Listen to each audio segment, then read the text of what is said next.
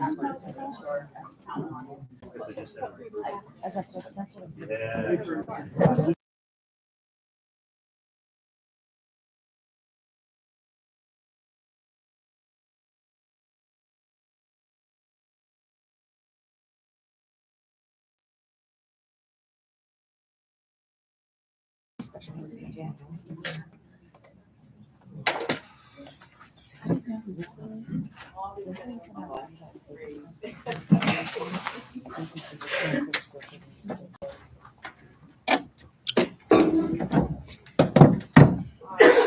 evening, everyone. I'd like to welcome you to the Pleasant Valley School District Board of Education meeting that I'd like to call to order. If you could all rise for the Pledge of Allegiance, and then please stay standing for a moment of silence. This evening, I would just like to say that on Monday, we did celebrate Veterans Day, and I would like to thank everyone that might be with us this evening that's a veteran. Thank you for your service, and I especially would like to thank Mr. Walters and Mr. Galler. They both served us and for our freedom, so thank you very much. And, we need the pledge, don't we? Norm? Oh, Norm served? Yes. Oh, I'm sorry, Norm. All right. I'm sorry.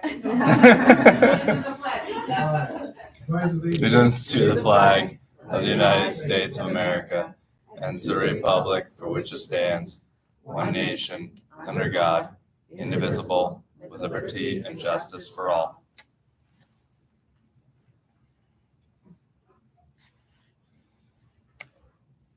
Thank you, everyone.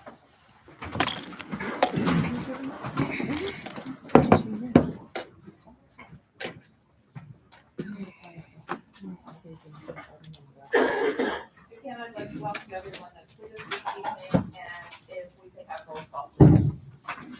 Norm Barber. Here. Robert Clark. Michael Galler. Here. Don Kaczynski. Here. Sue Kresge. Present. Brian O'Keefe. Present. Diane Service. Present. Matthew Walters. Here. Melanie Zell. Thank you. I'd like to let everyone know that this evening, we did have an executive session. It was held prior to the regular scheduled meeting for purposes of personnel matters, including but not limited to performance, interdisciplinary negotiations, and legal issues. This evening, we have some student highlights from the middle school. Mr. McCutcheon, please.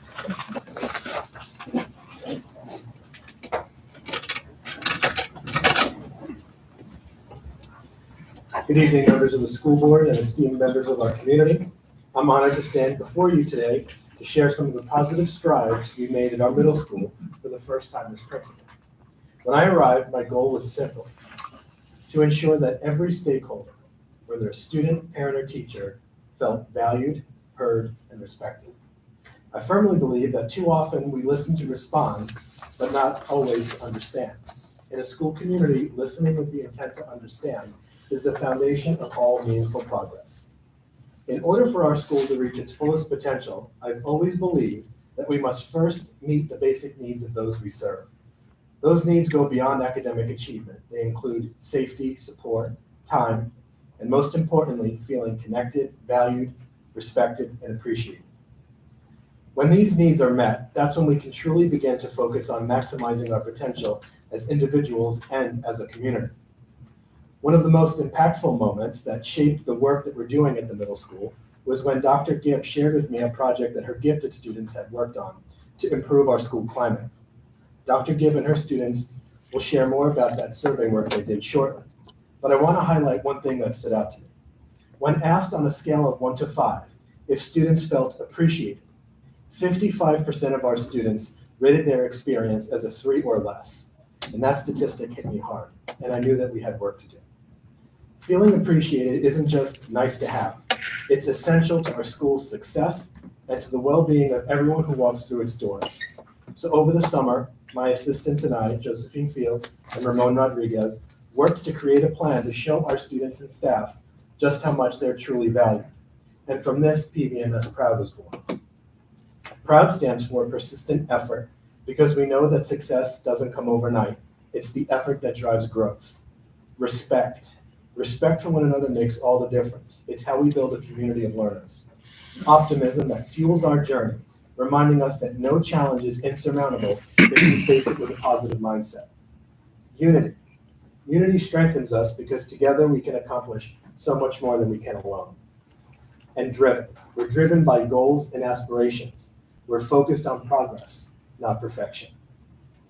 How do we recognize the student who works hard every single day, who shows up with a positive attitude, is a good human being, and gives their best effort in everything they do, but perhaps they miss the cutoff for honor roll? Are they acknowledged? Are they recognized? How does that student feel? Do they feel seen? Do they feel valued? This is why we set up Proud as a benchmark for success. It's about character and the effort that goes into every day. Our goal is to recognize and celebrate those who exemplify these values. If you're an optimistic leader in our building, if you show effort, if you treat others with respect, and you're driven to do your best, you are seen. We see you. I see you. Pleasant Valley Middle School sees you. To ensure this recognition is tangible, we've rolled out several reward initiatives to celebrate our students' efforts. We've already offered rewards for the 3-week and 6-week marks, and next week, we're planning our end of marking period reward to celebrate all of the hard work our students have put in. These rewards are not just about incentives, it's about sending a message. We value the whole student. We see the effort, the character, the perseverance, and the growth. This is the culture we're building at the middle school, one that appreciates every single student for who they are and what they bring to our community. In a few moments, we'll be sharing a video highlight that offers us real-time feedback directly from our students. This video will give us a look into how our efforts are being received by those who matter most, our students. It's a powerful reminder that listening to their voices is key to ensuring we continue to meet their needs and build a school culture where everyone feels valued and heard. I'm excited to share this insight with you, as it will help us reflect on where we are and inspire us to keep moving forward in the right direction. And now I have a few students from Pleasant Valley Middle School to share about our video.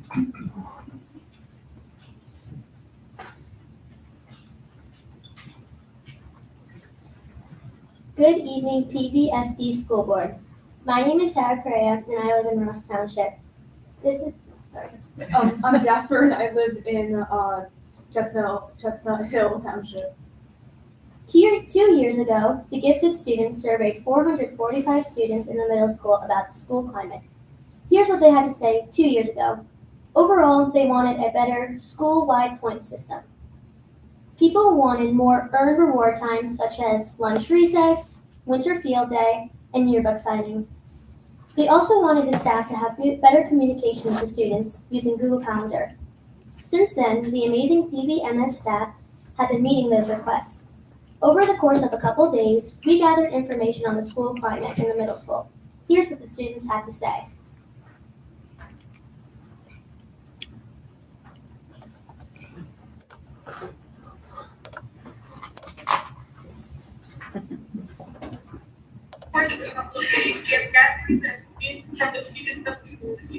Hi, I'm Jasper. I'm Sarah. And this is what the students had today.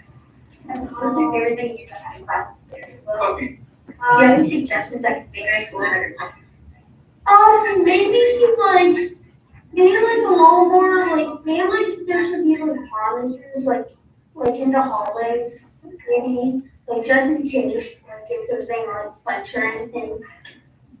What is your favorite thing that you've done this year?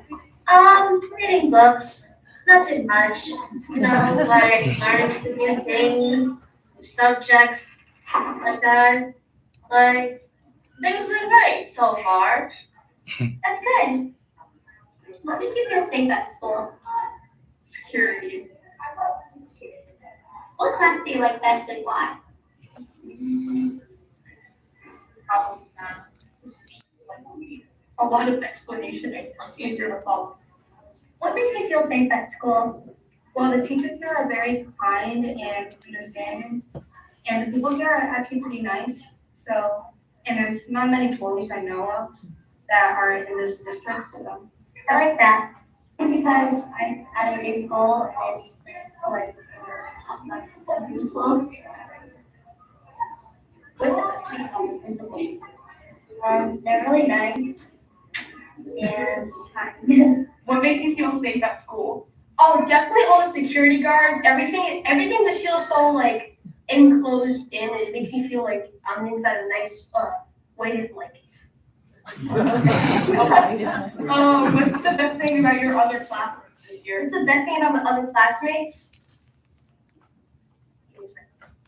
Well, I feel like most of them are good friends material. Most of them.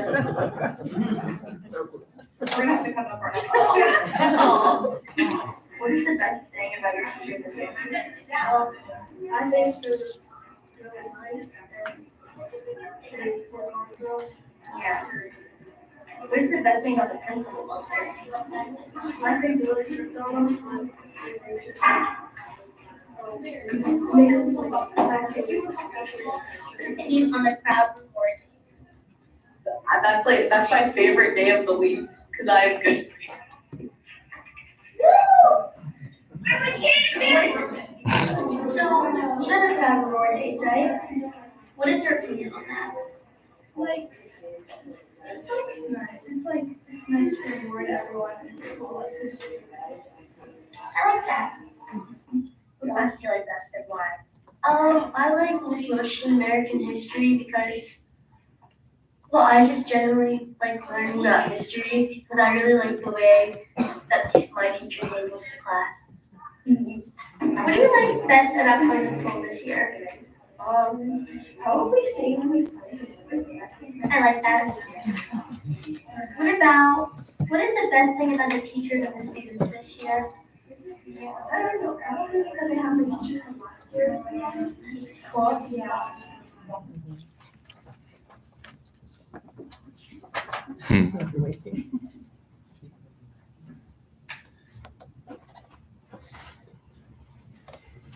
To close.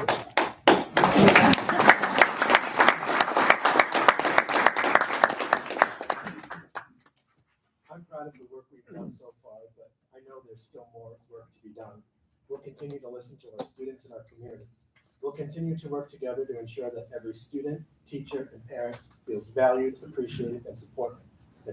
Because when we do, there's no limit to what we can achieve. Thank you. I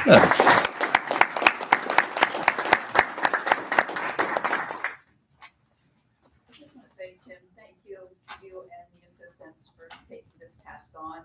I know it was a big one, and I appreciate everything you're doing there at the middle school. Thank you. All right.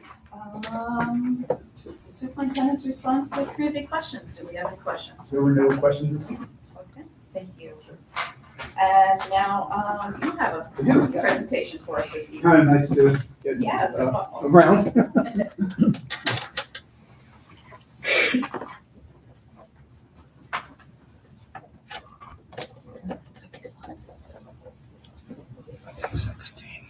All right, well, first off, good evening, community members, students that are here, thank you for being here, staff, obviously, thank you for being here this evening, administration, and tonight, this evening, I wanted to present to you basically a presentation focusing on our commitment to excellence within Pleasant Valley School District. So what it's titled, as you can see, is Growth and Progress in Pleasant Valley School District. And, you know, Mr. McCutcheon had mentioned before, you know, focusing heavily on our commitment to our students, to our community. And in order to do that, we obviously have to take time to trust one another, to build positive relationships. And those relationships, they don't occur off the overnight. They take a little bit of time. And one of the major ingredients within how we build those relationships is trust. And so, you know, hopefully you can trust me over the next couple of moments as we continue to go through some of the things that we've changed, and, you know, for us taking the opportunity to look at our future and looking at the vision of Pleasant Valley School District. So just wanted to thank everyone for this opportunity this evening. Here we go. All right. So again, as I've said before, I'm extremely proud of being the superintendent of Pleasant Valley School District. And when I first arrived, there was definitely a number of challenges that, you know, we obviously encountered. And there's obviously still challenges that we're still working through, but back in December of 21, some of those challenges specifically include a large deficit. There was actually a $6 million deficit within our district. We had a looming teacher strike. And one of the biggest things that I think attributed to that was expired contracts for all of the Pleasant Valley employees within the district. I think there was about 600 at that time. There was also a revolving door. We go back to the idea of trust and building relationships. It's hard to do that when there's consistent turnover. And I think, unfortunately, sometimes people get used to the idea of just this constant change and how do I keep up with the change rather than seeing the evolution of growth.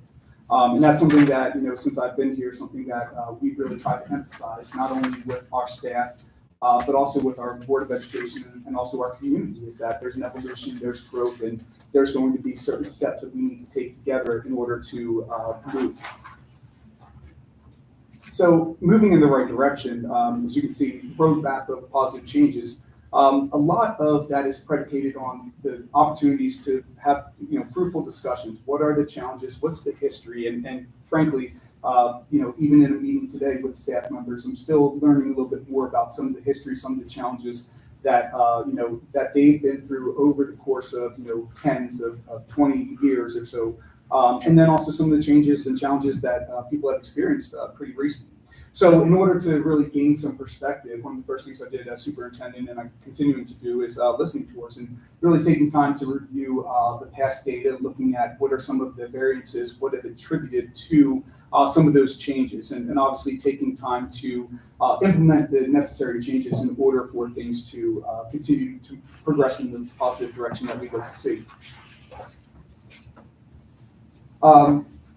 Going back to about 3 years ago, I think, as you can see, a list here for some of the immediate focus areas. The ones at the top, I think, were some of the most important areas to focus in on. And so again, we have to really look back at the past and kind of reflect on that in order to create the right steps that we're going to take in order to move on and move forward. So some of those things certainly dealt with the budget. Obviously, that's a huge task. Something that Mrs. Snell does a fantastic job with, but also something that is really important. Actually, is one of the driving factors of decisions that we make in the district. It's not the only one, certainly, because we put kids first. But at the same time, we do have to be fiscally responsible. Additionally, we talk about stability, just making sure that we have the stability for leadership, with our administration, because we've had some administrative turnover. Again, as I said before, some of the staffing contracts, that's an important task, and that's something that we want to make sure that we value the great employees, the great teachers and staff members that we obviously employ in Pleasant Valley, who live in our neighborhoods and who obviously take care of our kids. It's essential for our success. Building improvements, we talked a lot about a high school renovation project, and it's something that we're really excited, that's coming to fruition, and something that, we'll be voting on in December. But, prioritizing, what are the needs assessments that, and the focus areas that we need to really focus on throughout the district. How do we create a more positive, trusting environment for our students and staff? How do we make them feel welcome? And honestly, I think this was touching, hit on it a little bit earlier, is like, how do students feel when they come into the building?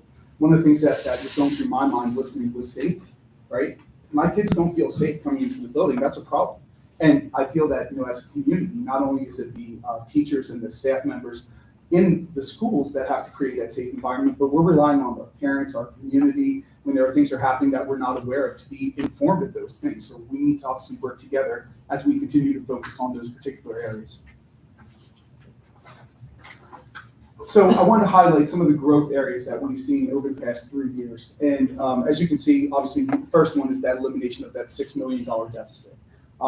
There were obviously necessary staffing changes that need to occur as a result, because staffing makes up over 50% of our budget. So we need to actually look at that. But over the last few years, if you take a look at the volume of individuals that we have actually hired, we've closed a lot of gaps that actually were pretty shattered and broken for the past I'd say about 6 or 7 years, and trying to continue to make sure that we have excellent and high quality staff members that are not only supporting our students every single day, but that also have positive relationships with our parents, that there's that constant communication.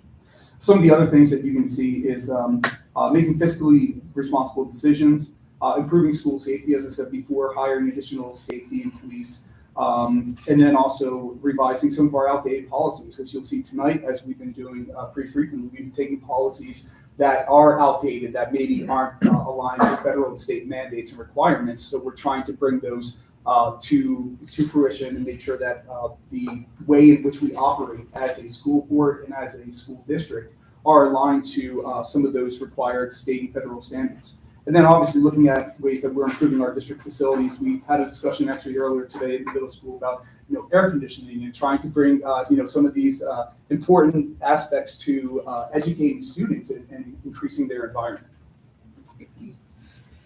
Some of the safety standards, safety enhancements actually, as you can see, one of the big pushes that I had actually, upon coming here was reviewing, making sure we have that safe environment. So as you all know, we have armed police in every single building. We just upgraded our visitor management system. We've upgraded our video cameras, and that's been very helpful, obviously, as we need to look into, creating that safe environment and reviewing, necessary things that do come up. And then also updating our crisis manual. I know that there was a couple of things over the last few years where, we've had to work with our community. We've had to, send out phone blasts. We've had to inform you as to the greatest degree that we can about what's happening because, you're part of creating that safe learning environment here in Pleasant Valley. Moving on, I think, again, going back to that trust and that relationship, you can't have good relationships without positive communication. Right. So one of the things that we've really focused on is how are we as a school district communicating with our constituents, with our community members, with our families, with our staff members, with our administration team? How are we growing in the same direction at the same pace so that way everyone knows what's going on? So some of those things and enhancements that we've obviously added were monthly administrative videos. We've done weekly phone blasts, and I know that some parents who have kids in multiple buildings are getting a couple phone blasts.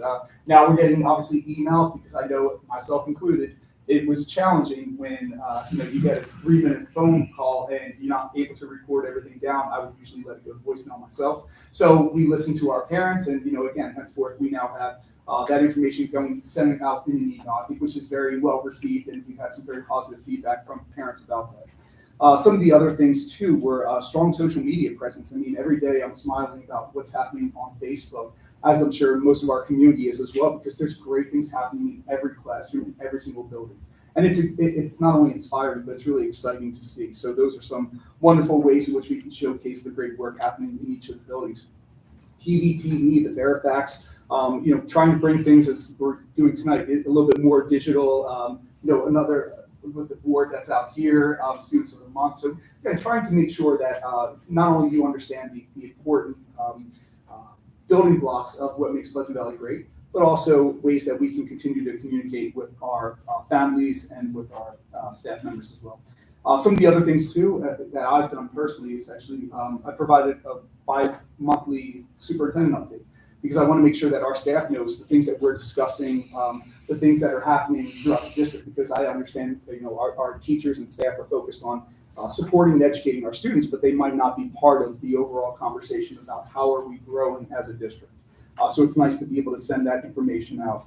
And then obviously our administrators are doing a fantastic job, our building principals, giving a monthly update, things that either they have done or things that they're looking forward to doing, whether it's powder puff game, mentor night at the stadium, things of that nature. We're trying to create a really fun environment for our students, obviously safe, but also memorable. And I think that that's really important for our students and staff. When we take a look at some of the technology enhancements as well, so a couple of the things that we really have moved forward for technology is implementing one-to-one Chromebooks for all students. And again, it kind of feels dated saying that because I feel like we've been doing it for such a long time now. But again, trying to look at how are we using technology as a positive tool that's going to increase our learning within the school district. Power School, hopefully we've gotten very positive feedback from our parents, from our community members about how the ease of accessibility, the grades that are right at your fingertips, making sure that all of the back-end pieces in our technology and Mr. Van Voorhees and Chuck and Alex do a fantastic job of bridging that gap, putting everything together. So the information is there, not only for staff, but also for students as well. We've updated our district website. Some of the things that we've done is trying to make sure that things are accessible and they're easy to find. In fact, actually, I'm not sure if you had a chance to take a look at the high school and middle school, but we actually just updated all the teacher syllabus. So it was a big lift earlier this year because we want the parents to understand, hey, these are the things that you're learning in each of the quarters. This is what, in terms of resources, you as a parent might be able to have a conversation with your kid about what's happening. I have a middle school student myself, and when I say, hey, what are you learning about? It's often nothing, and it's like, well, let's dig a little bit deeper. So now parents can actually have that conversation, but we really appreciate the teachers taking the time to communicate that information. And like I said, now it's accessible, it's on the district website, and it's very helpful for us as we're guiding our students to become excellent leaders in Pleasant Valley. Additionally, some of the things that we, as I mentioned before, was Facebook. Edgenuity for Bears Academy. I mentioned that VLN, we had, obviously a very rough start a number of years back, but we've been utilizing Edgenuity for Bears Academy. Our Bears Academy has been excellent. We've seen a number of students, obviously, at the Students of the Month, but then also our students have graduated proudly from Pleasant Valley with the opportunity that is the best learning environment for them and their family when they choose Bears Academy. So it's been excellent. And then also, too, the online portal for our staff. So making sure, as we're talking about, that staff have to be updated on, the safety enhancements and, certain state and federal guidelines. So we're making sure that that's a priority of ours, so that way they can obviously continue to support our students. Let me move on.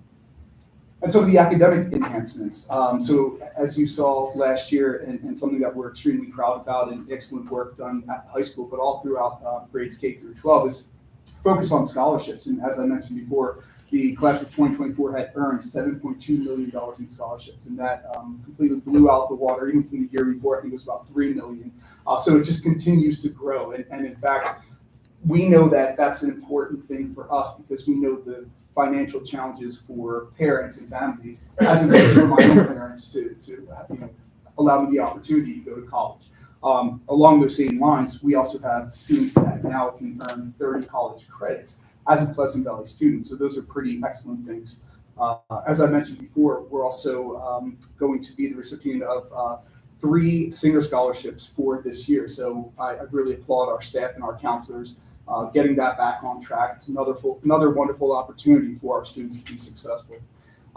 Some of the things that we've done strategically, as you look further down, is the K-12 building realignment, having a little bit more of a focus at the intermediate school with things like PSSAs, and then obviously matriculating all the way up to Keystones, and being very strategic and pointed about what we should be doing in each of the grade levels. In fact, one of the big overhauls that we have now is curricular enhancement. So taking a look at our curriculum, getting feedback from our staff members, what resources do they have, what are the gaps that we need to fill in order for us to continue providing excellent academics for our students. The next slide, I just wanted to share this with you as well. So when we take a look historically, and I usually present this in January, but I just wanted to provide this to you now. I captured, again, it's always important to look at how students are performing. One of the measures is looking at PSSA Keystone data, but it was pretty interesting and compelling to see that when we take a look specifically at like literature data, if you take a look at the column onto the right, our last year's scores were 75.7%.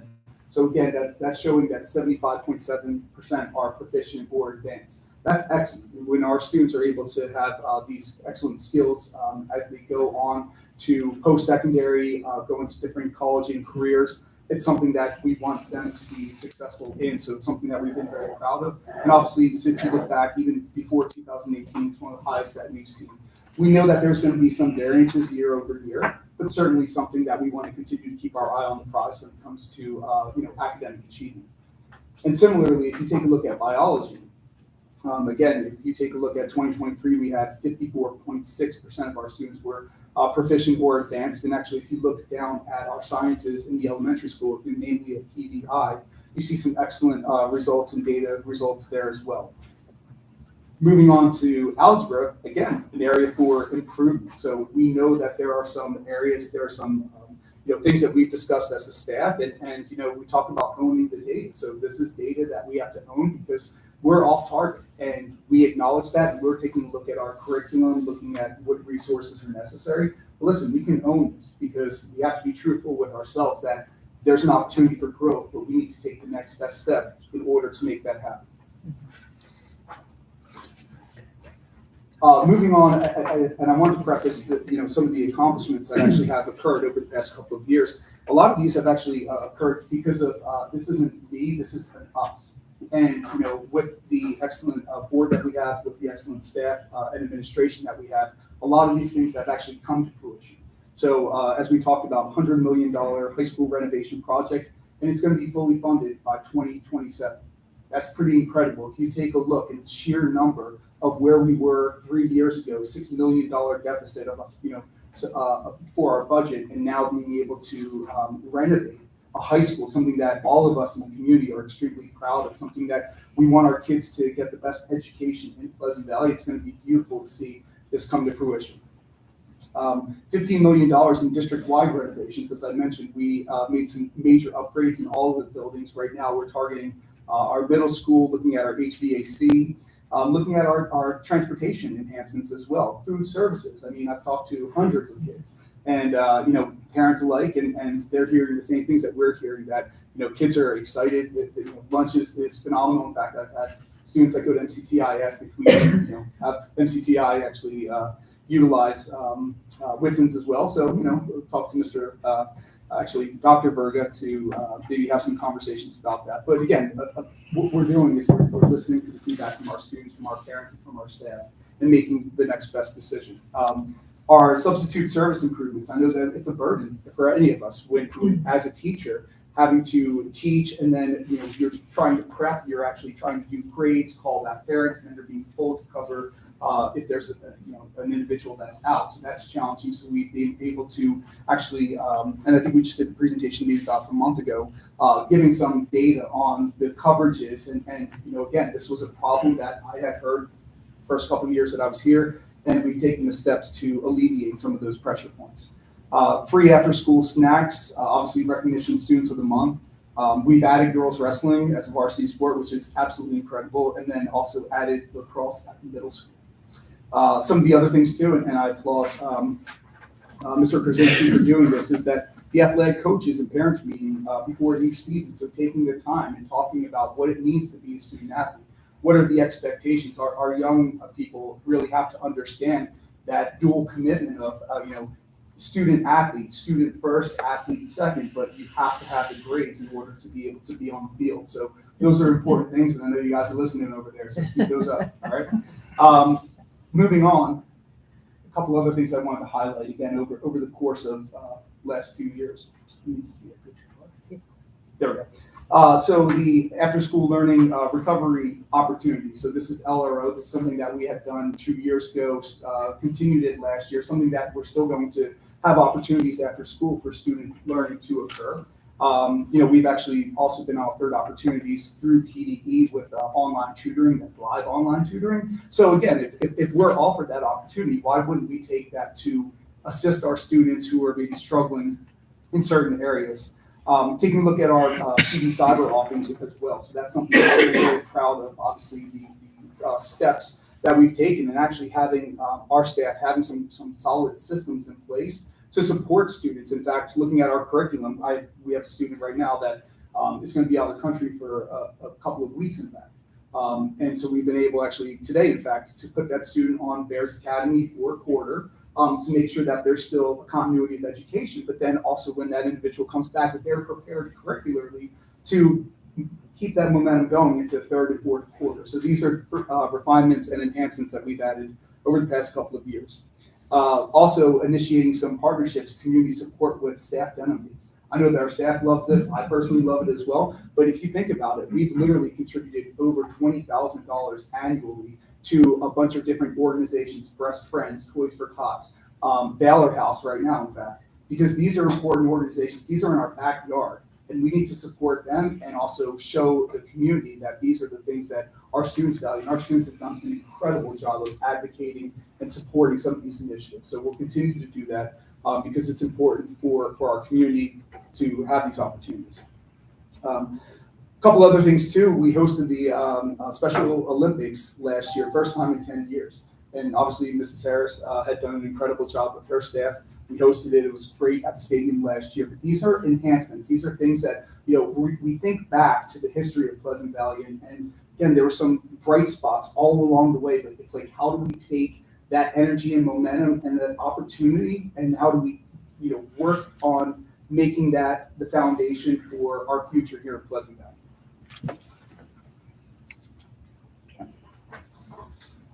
A couple other things too I just wanted to highlight is, we talk about relationships and we talk a little bit about, making this a positive and enhanced opportunity for our students. So I really applaud the high school administration with some of the great things that they've done over the past few years. And these are now staples within the Pleasant Valley High School.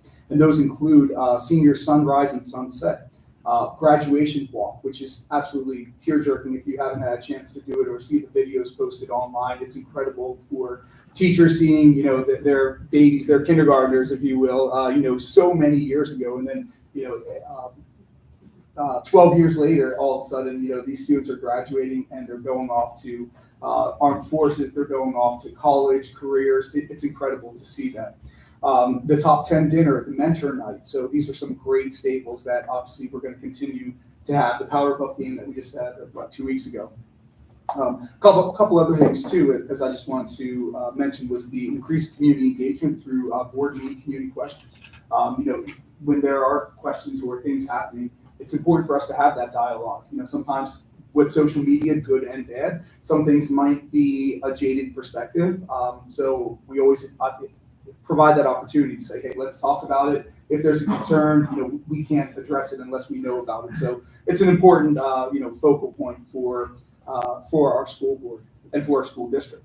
Some of the live streaming that you see this evening for the board meetings, and we were very proud this year to not only offer $750 for each of the teachers for those school supplies that really help support learning, but also we had listened from the concerns of our parents that, hey, it's expensive. I have 3 kids in Pleasant Valley, and it's costing me a couple $100 annually for me to get each of my kids the school supplies necessary. And we want to alleviate that burden, and I really applaud our administration team, our board, for taking that concern and turning it into a level of support where we can order those supplies for the families. And that to me is something that's really important as we continue to move forward in Pleasant Valley. Moving on, and this is something that I just really want to close with and really emphasize this. So we see a lot of momentum happening in Pleasant Valley School District. We see some great things happening, but we're not done there. And as I said before, we haven't arrived. And you'll often hear me say that because I always think that there's opportunities for us to grow and prosper. But our future really does begin now. And within the next 5 years, these are going to be the main objectives at Pleasant Valley School District. And I want to really take an opportunity to emphasize these. Obviously, improve academic achievement. This is first and foremost. We're at a level where we're making sure that there's safety within our schools. We have excellent administration, excellent teachers that are working together, but improving that academic achievement, knowing how do we support students who are struggling, how do we support students who are advanced, and giving them opportunities for growth. Obviously, maintaining a safe learning environment. Continue to maintain excellent communication with our stakeholders, with our community. Let them know the growth that we're experiencing in Pleasant Valley and the direction in which we're going, because that way we know that our staff and community can support us in those endeavors. Obviously, improving graduation rates. We just reviewed our graduation rates yesterday. We're obviously up a couple percentage points year over year, although it's called lagging information. So that information will be accessible probably in the next couple of weeks from 22-23 school year, and then next year will be 23-24. But again, you're seeing that growth, that evolution. What changes are we putting in place? Obviously, fair, equitable salaries. This is important. We need to maintain and retain our excellent teachers through those equitable salaries all throughout the district. Enhancing our academic support. streamlining our curriculum and having that continuity as we've talked about before, having those discussions about what curriculum is working, what isn't, and not only listening to that from the perspective of teachers, but also from students. It's very evident when you walk into a classroom what students are engaged, are they struggling with it, and taking time to have a conversation. Maybe there's a lack of resources, that there's some disjointedness that we need to pull back together, but those are some important conversations to be had. And then, as I said before, and kind of going along with Mr. McCutcheon, build and maintain positive relationships.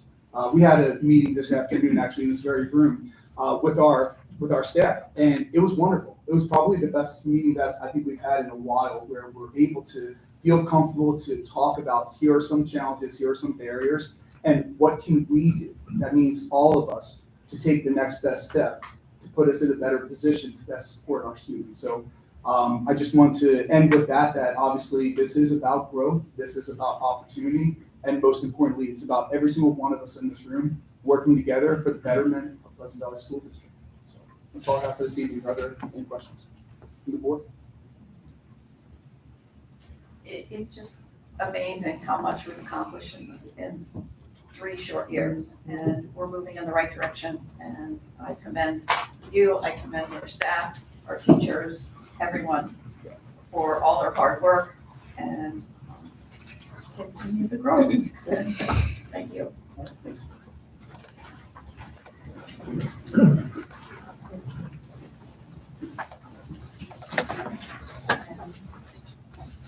Okay, moving on to Secretary's report. Mrs. Smith. Good evening. Tonight I'm requesting approval of the minutes of the meeting held on October 24th, 2024, and approval of the November 14th, 2024 board meeting agenda. Second. I have a motion by Mr. Berger, seconded by Mr. Walters. Is there any discussion? I need to abstain because I wasn't present. All those in favor, please signify by saying aye. Aye. Anyone opposed? And that motion carries. At this time, are there any Pleasant Valley citizens that would like to address the board on agenda items only? If so, please come to the podium, state your name, township you reside in, and there is a 3-minute limit. So no one comes to the podium. Ms. Surface, treasurer's report, please. Yes, this evening I would like a motion for item 4B through D. Item A is informational only. So moved. Second. Motion by Mr. Walters, seconded by Mr. Berger. Is there any discussion? Yeah, one of the PP&L bills, the two of them combined are like $80,000. Has there been any look into solar plans for something like that, solar energy? Because I see the grants and stuff like that are coming through if we buy that, something like that. Because this is a monthly bill, probably, right? No, that was not 1 month. That's not a monthly bill. No, it's 2. We had switched, that went out to bid. We're in a consortium for our utilities, for our electricity, and they went out to bid for it, and the new rates came in, so it's 2 months behind because the 1 month was wrong. Okay. It was at the old rates, and it should be at the new rates. So we do get very competitive rates for that. Okay, but something like solar energy down the road. wouldn't- We did not look into it for the renovation projects. It wasn't recommended by the architect and the engineers. And the inductee shirts, what is that for $13.60? And it says inductee shirts from Creations. What is an inductee shirt?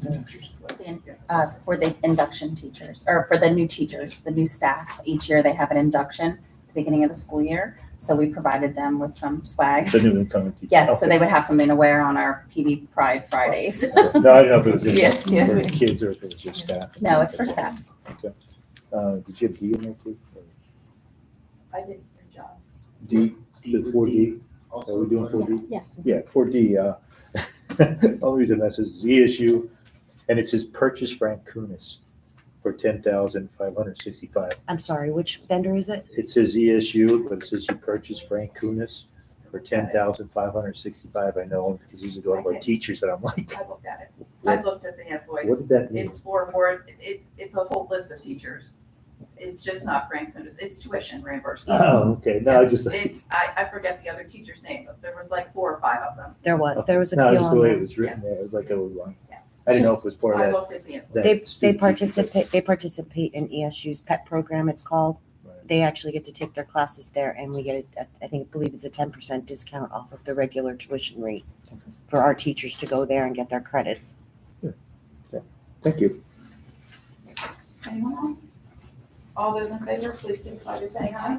Aye. Anyone opposed? And that motion carries. Moving on to unfinished business, Mr. Fitzgerald.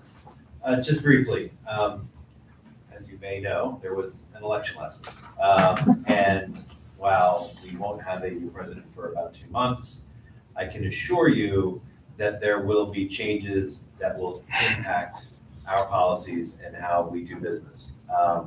And so I would say hold on tight, because I think come January and February, there will be a lot of questions about, well, what is still regulation, what isn't, what is law, what isn't. So bear with us as we kind of learn it in real time, but I do anticipate, especially in the area of Title IX, I anticipate there will be a lot of upheaval legally. So this is why they keep lawyers, gainfully employed, but expect that over the next several months. Thank you. Under other unfinished business, I would just like to mention something to get it out into the public. And I know Dr. Conrad mentioned it during his update, but there was a Facebook post that we were not going to have remediation, the LRO program that had gone away. And I just want to assure the public and you here this evening that it has not gone away, as Dr. Conrad said.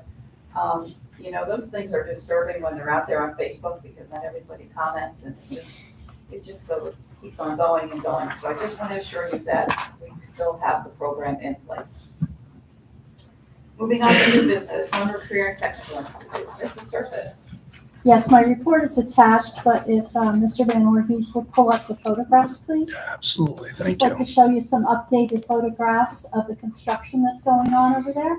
Right there, look. You want these guys right here There you first, go. right? The one on the left is the foundation imprint of the building. The one on the right is now the building. They are 52% complete.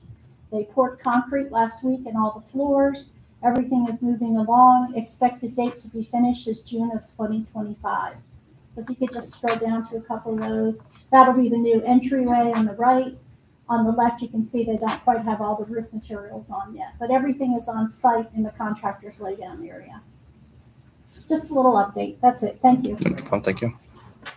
Thank you, Diane. Moving on, you, Mr. Gallagher.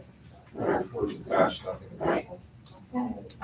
Mrs. Zip is not here this evening. For the education report, later on, when we get into our work session, we will have an update on a few items then, if you'd like to stay with us. Finance report, Mrs. Surface. Yes, they will be discussed later on in the agenda. Thank you. Athletic, Mr. O'Keefe. Yes, good evening. My report is actually embedded into the agenda. It is the PB Fall Sports Coaches Summary. So this is rounding out the end of our fall sports. Excellent job to all of our athletes who participate in fall sports. And a great job, and thank you very much to all of our coaches who support our students throughout the year. Throughout the season. We look forward to the winter starting, I believe, Monday. Tomorrow. Even better, tomorrow. So, good luck to all of them, and I look forward to giving those updates to the community and board as they come home. Thank you. Policy report, again, Mrs. Zip isn't here, but her report is attached there. Capital improvement, Mr. Berger. Since our last board meeting on October 24th, Pleasant Valley received a $1 million public school facility improvement grant. On November 5th, a second contractor pre-bid meeting was held for those contractors that not able to attend the first meeting. Looking forward, on the 19th of November, our design team will meet with the township supervisors for the final review and approval of our renovation plans. On 25th, a design meeting is scheduled on December 5th. High school renovation proposals from contractors are due. Our design meeting is scheduled to begin the bid submission analysis on September 16th. Our design team will present our renovation contractor recommendations to the board. Thank you. Thank you, Ms. Berger. Technology report, Mr. Clark isn't here. Mr. Banfield, please, anything? No, nothing at this time. Thank you. Thank you. Security report, Mr. Walters. Actually, for once, I have something to report. All right. District employees attended the Act 55 training on October 14th. This is the Run, Hide, and Fight protocol that was also conducted with the fall and winter coaches. Additionally, the district conducted a school security drill, which was required within the first 90 days of school. And this was conducted on October 30th with staff and students in all 4 buildings. Thank you. Moving on, superintendent's report. So tonight I'm seeking approval for agenda items 7B through 7C. Items 7B and 7D are included. So moved. Second. Motion by Mr. Walters, seconded by Mr. O'Keefe. Is there any discussion? Yeah, 715 -1, the use of AI. Did that come from PSBA? What, John, I'm sorry, I'm having a hard time this evening hearing you for Eight- some reason. Sorry. 815, 8:15, I thought you said 7:15. no, 815-1, the use of the AI. Is that something we got from PSBA and? Oh, we're gonna talk. Right, so we're gonna talk a little bit about it tonight. PSBA has provided us with some resources for AI. Obviously, AI is something that we need to, I think, further define. But because there are some liabilities that are happening, districts, in many districts, one in Massachusetts, which has hit national news, we're trying to, insulate our school district by defining what AI technologies are supported, what how we're ultimately going to utilize progression of AI throughout both of our schools. Right, because that's like on page 3 down, you go down to like the 5th paragraph, it says the tools and resources used in the district programs will be evaluated and authorized on the ongoing basis. So you're going to be setting up an evaluation type thing prior to this. We're going to be working with our administration and our technology team to identify what are some of those parameters, and we'll actually talk a little bit about. So that'll be something that'll be posted so the community knows that this is what we're doing. So don't give us anything. Correct, yes, and especially with the first read, so we want to bring it to your attention because of the urgency of having a policy in place. Oh, yeah. But certainly, we've had many discussions actually over the past couple of months, I'd say, in particular about how do we want to best utilize that. So through our technology administration meetings, we had some discussions with our teachers to identify, here's the ways in which it's being utilized, here's the parameters that we believe is going to help our students to be successful. Because we know that there's going to be an evolution with AI, obviously, and we want to make sure that we have guardrails in our district moving forward. Okay, so basically with policy, and then we're going to go on to develop it and make sure we have evaluations. Correct, yep, that's Okay, right. Thank you. Yeah. Anyone else? I've got a question about the enrollment report. I noticed an increase on a number of the grades and the number of students going into Cyber Academy. Did these students come from classrooms themselves? Did they come from the cyber schools? Or where did they come from, and what were their reasons for going to the Bears Academy? Sure. So our enrollment is up in the Bears Academy. This is actually, it happens almost every year with our cyber program where we start off at a certain number and then gradually throughout the year our number grows and grows.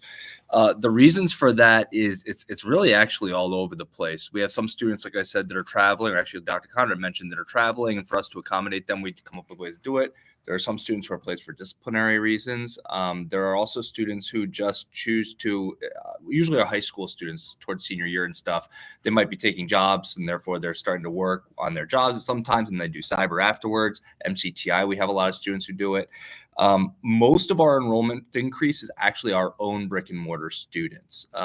Generally speaking, we see that when students do go and they change their enrollment to an outside cyber school, it's very difficult to get them back into our own programs. There's a lot of reasons for this. One of the primary reasons that I've seen, and I have no problem sharing, is they have different graduation requirements than we have. So a lot of times when these changes happen, if they're on track to graduate in a cyber academy, like any of the outside charters, them coming back to us may actually change what they need to take for their graduation. So it's almost inhibitive for them to come back in some cases. So unfortunately, to answer your question, most of the students are our own brick and mortar students. It is a little bit of a transient number as well. So it's not static. The students, as it increases, they don't necessarily stay in PVBA for the remainder of the year. Some of these students will actually come back to brick and mortar as well. So the number itself is a little deceiving sometimes. Yeah. All right, thank you. Yep. Anyone else? All those in favor, please signify by saying aye. Aye. Anyone opposed? And that motion carries. Human Resources. Yes, good evening. Tonight I'm seeking approval of items 8B through 8D. Items 8E through 8H are informational. So moved, Gower. Second. The motion by Mr. Geller, seconded by Mr. Walters. Is there any discussion? I'd just like to wish Ms. Shoemaker, the music teacher, the best luck with her moving on to another career in a different district. And Mr. Smith, when he retires in January, the best with his retirement. All those in favor, please signify by saying aye. Aye. Anyone opposed? I have to abstain from agenda item 8B1, spouse. Anyone opposed? And that motion carries. Tonight I'm seeking approval of items 9D through 9G. So moved. Motion by Mr. Kaczynski, seconded by Mr. Berger. Is there any discussion? I'll be abstaining from E2, self and spouse. All those in favor, please signify by saying aye. Aye. Anyone opposed? And that motion carries. Curriculum, Dr. Howard. I have nothing this evening. Under operations, Mr. Smith. Good evening.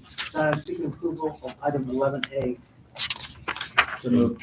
Second. The motion by Mr. Walters, seconded by Mr. O'Keefe. Is there any discussion? All those in favor, please signify by saying aye. Aye. Anyone opposed? And that motion carries. Business management, Mrs. Smith. Good evening. Tonight I'm requesting approval of items 12B through 12F. So moved. Second. Motion by Mrs. Surface, seconded by Mr. Walters. Is there any discussion? 12C. Okay. Contracts for smart job coaching by IU. What is that job? Small group? This is their job coaching that they use. Is it through the, It's for students. Is that a high school or is that what you guys? Students in life skills who require Like they job go coaching. to like Anytime Fitness and They stuff go like that? to multiple places, some I thought restaurants, stores. Okay. Thank you. And under 12D, the fuel purchases, I know we ran into this a couple of years ago when we had excess. Does this contract take into consideration what happens if we don't?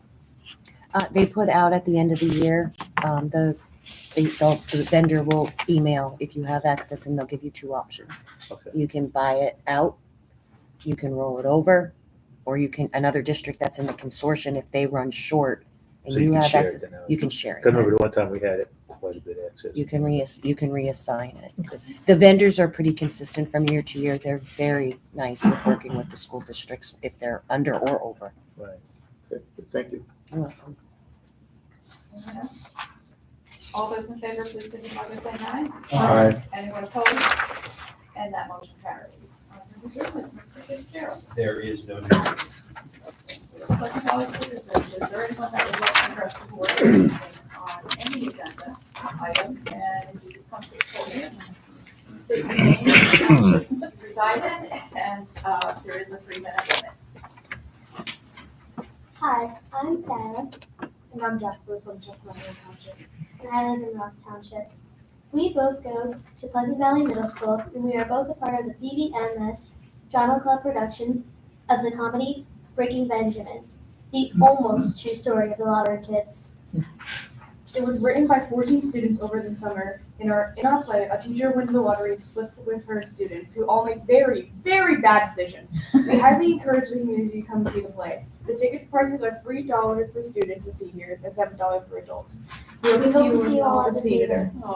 Yeah.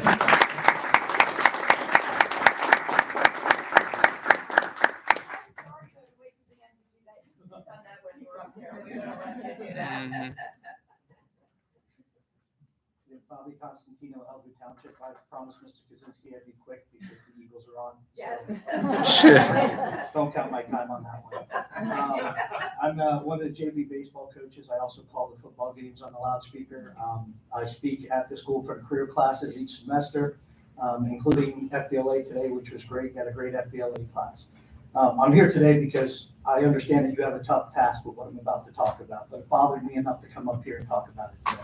In the last couple of weeks, because of certain losses on our football team, there's been things put on Facebook. Those things on Facebook have been written and posted by people that serve on different boards that are connected to the high school. Now, I understand it's tough because they're not directly connected, they're self-governed. However, I think we all have a duty, not just the citizens, but also the board, to hold all those groups accountable. Once you volunteer to be here, there are certain ways that you can get your point across without publicizing it all over Facebook in a bad way, and then criticizing the same students and athletes that are on there defending the same. I think that's a very bad look for us. I stood up here for the second time in 30 years, when I first moved back 3 years ago, to explain my story and how much Pleasant Valley saved my life. I don't want to go into that, but in the 3 years that I've been here, I've learned to really appreciate how much pride I have for the district and for the school. 60% of all students in the country are student athletes. That's something we should all hold on to because it creates discipline. It creates a special bond with coaches, like the baseball coaches, athletic directors, and everything. And when we as a community allow those things to happen without holding those people accountable, and then we all look around and say, why isn't there more pride in Pleasant Valley? It's all on us. I'm not a Pittsburgh Steelers fan. I hate them, so this hates me to say. But in 1999, Bill Cowher, who is going to be a Hall of Fame coach, they went 4-10.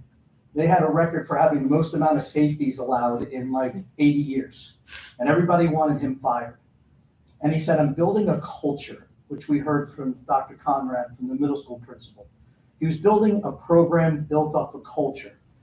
And everybody wanted him fired. The next year they came back and went 9-7. The year after that, they won their division and went back to the playoffs after that. They're still one of the most prolific teams since that time because he built that culture even with new coaches.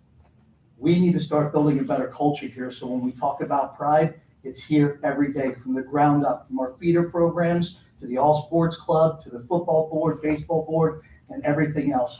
My pleasure here today, and they'll tell you, one thing I tell them on the field from day one, from the first time I walked onto that field was winning doesn't make you better. Culture does. Thank you.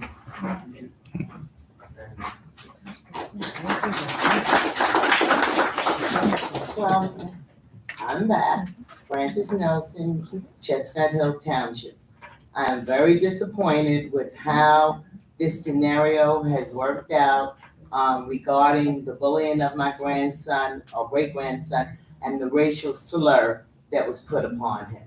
I've come to the school board. Dr. Conrad was supposed to call me back regarding the text messages I sent you showing that Prince was definitely bullied and he was racially slurred. And I still haven't gotten a response. I have gotten a response in regard to the cyberschooling, and that was great. He is doing much, much better in the CCA. Bears Academy. Yes, no, not the Bears Academy, the CCA. He was doing terrible in the Bears Academy. I really, at this point, I don't want this. I mean, come on, it's been 2 months. How do you discipline a child who has racially said something or who has bullied someone 2 months after the fact?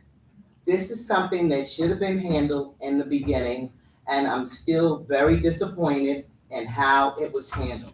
Thank you very much. So ma'am, excuse me, you've been here 3 times now. I'm okay? sorry. You've been here 3 times. Yes, sir. Did these things happen in school? Well, what happened was, I didn't want to take up more than 3 minutes. I'll give you time. Thank you. What happened, it was actually on, it's not Chit Chat. Snapchat, okay? It was a Snapchat incident that happened, it was after school or on a weekend. So it wasn't in school per se, okay? However, my great-grandson took the hit of it actually occurring here, which it didn't. It didn't happen on a school bus. It didn't happen in school. And as I always say, I don't mind the discipline that's being implemented on him because he had no business responding, period. The problem I had was not having that balance of discipline on the two 12-year-old boys, which is 12 years old, nothing personal, men. Y'all have hormones that kind of run crazy. So this is, to me, has escalated to the point of my great-grandson being severely disciplined, while the other child, if he was disciplined, I don't believe he was disciplined, was not disciplined at all. And I don't know the backstory of this, and neither should I know. Yeah, no, well, But again, and nor would you should know the disciplinary actions of what happened to said other person. no, So I guess I'm missing the point of third time here. yes. What's the expectation? Well, the expectation is I wanted on record that there is a racial imbalance. He was racially slurred by being called a nigger. Okay? And he said things, I'll murk you, something stupid he said. Okay, but the racial slur, and since this is supposedly a board that does not tolerate racial slurs, the child is definitely still in school. I know that because Prince still has friends that come here, so they know he's still in school. All right? And as I said, for him to be punished 2 months later, it's like crazy. How do you discipline a child 2 months later? But the racial slur still hurts me that he was allowed to make that statement to my great-grandson with no repercussions coming upon him whatsoever. I don't disagree with your statement, but again, I can't control, the board can't control of what happens on social media. I understand that, but Prince was disciplined for what happened on social media. And rightfully so. Yes. Yes. He was disciplined, but the other child wasn't. He was disciplined here in this school. But again, I don't have the whole backstory. Oh, I know, but I'm just giving you bits and pieces of how he was disciplined because of what happened on social media and how the other child was not disciplined in the school system. And as I said, I don't have a problem with it, with Prince's discipline, because discipline is necessary in raising all children. Okay, and I appreciate them putting him in a cyber school because he got a punishment of 1 year of having to be cyber school, a whole year. And this was the year he was planning on going out for sports, but he couldn't because he's being cyber schooled and he's not allowed inside the school. Okay, and this was a child who had never been in problem, who had graduated from the State Trooper Academy this summer, made one stupid statement. Okay, And I'm sorry. I think we need to. Yeah, no, I'm sorry. I was gonna wrap it up, but then you asked me a question. So I thank you. Anyone else? Okay, what about us? Directors? Of course I do. I know you all missed me for a month, so I'm going to address a number of rumors that went around why it was not. Excuse me? I think so. Okay. Should be. It's green. It should be. Okay, just one picture. First of all, I missed all of October because I had two previous agreements out of state. I was out of state on both those times, so that's where I was. Some of the rumors that I want to address because why I was there is that people said that they heard that during an exec session that I was voted off the board because of stuff that was being said from exec session. I just want to let you know that there was nothing said about that. Were they talking about confidentiality being out in the public? Yes, there was. And some people said that if anyone asks, say that Gaziski said it. Those of you that know Gaziski has no behind anything. He says what he wants to say, and it's made public known.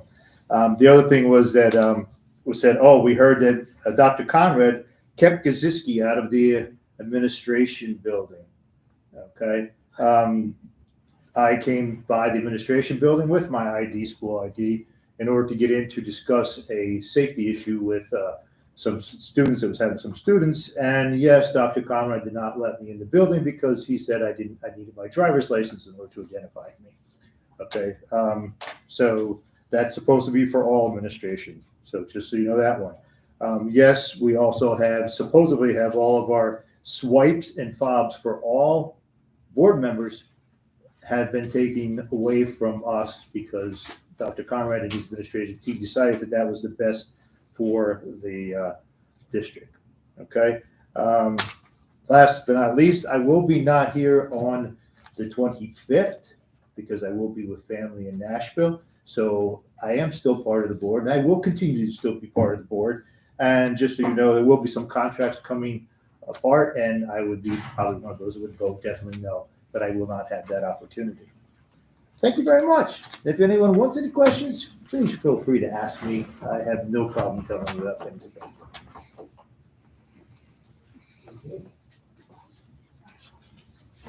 Okay, I have no words. Wow. Good work. All right, anyone else? All right, do I have a motion to adjourn? So moved. Second time.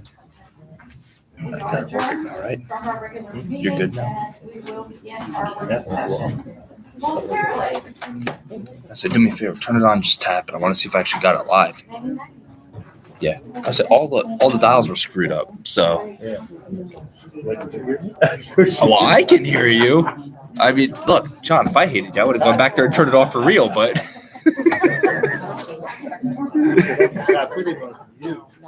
no, you're good.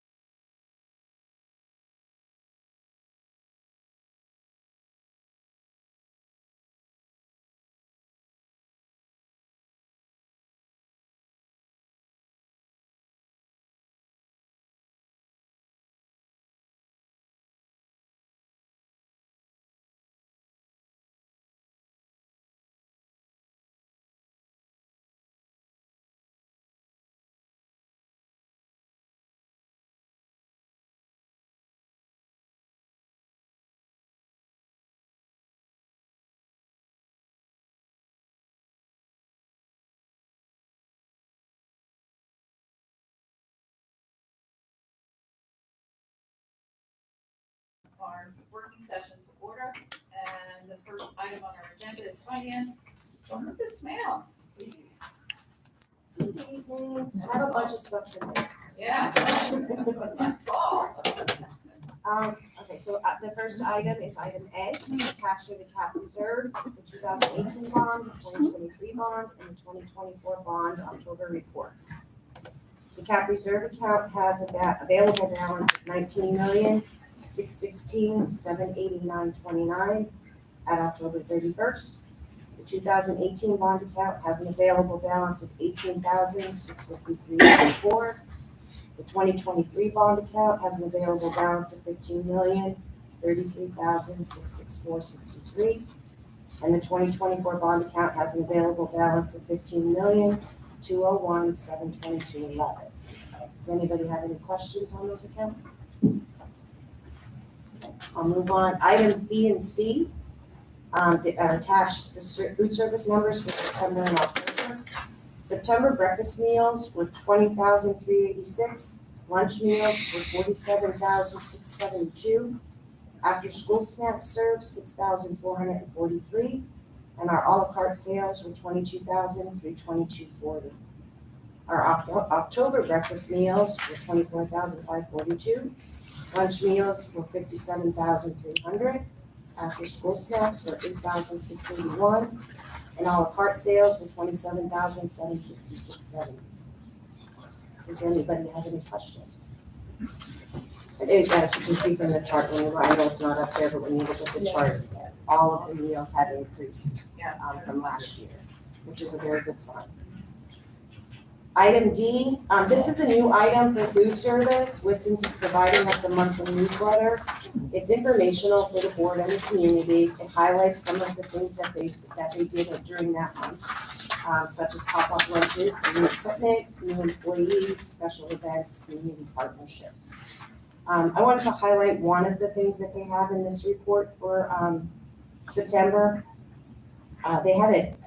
Whitson sponsored an end of summer barbecue for all of our support staff before school had come back. It was very well attended, and food was wonderful, and I thought it was a great give back from Whitson's to the school district. So I just wanted to highlight that.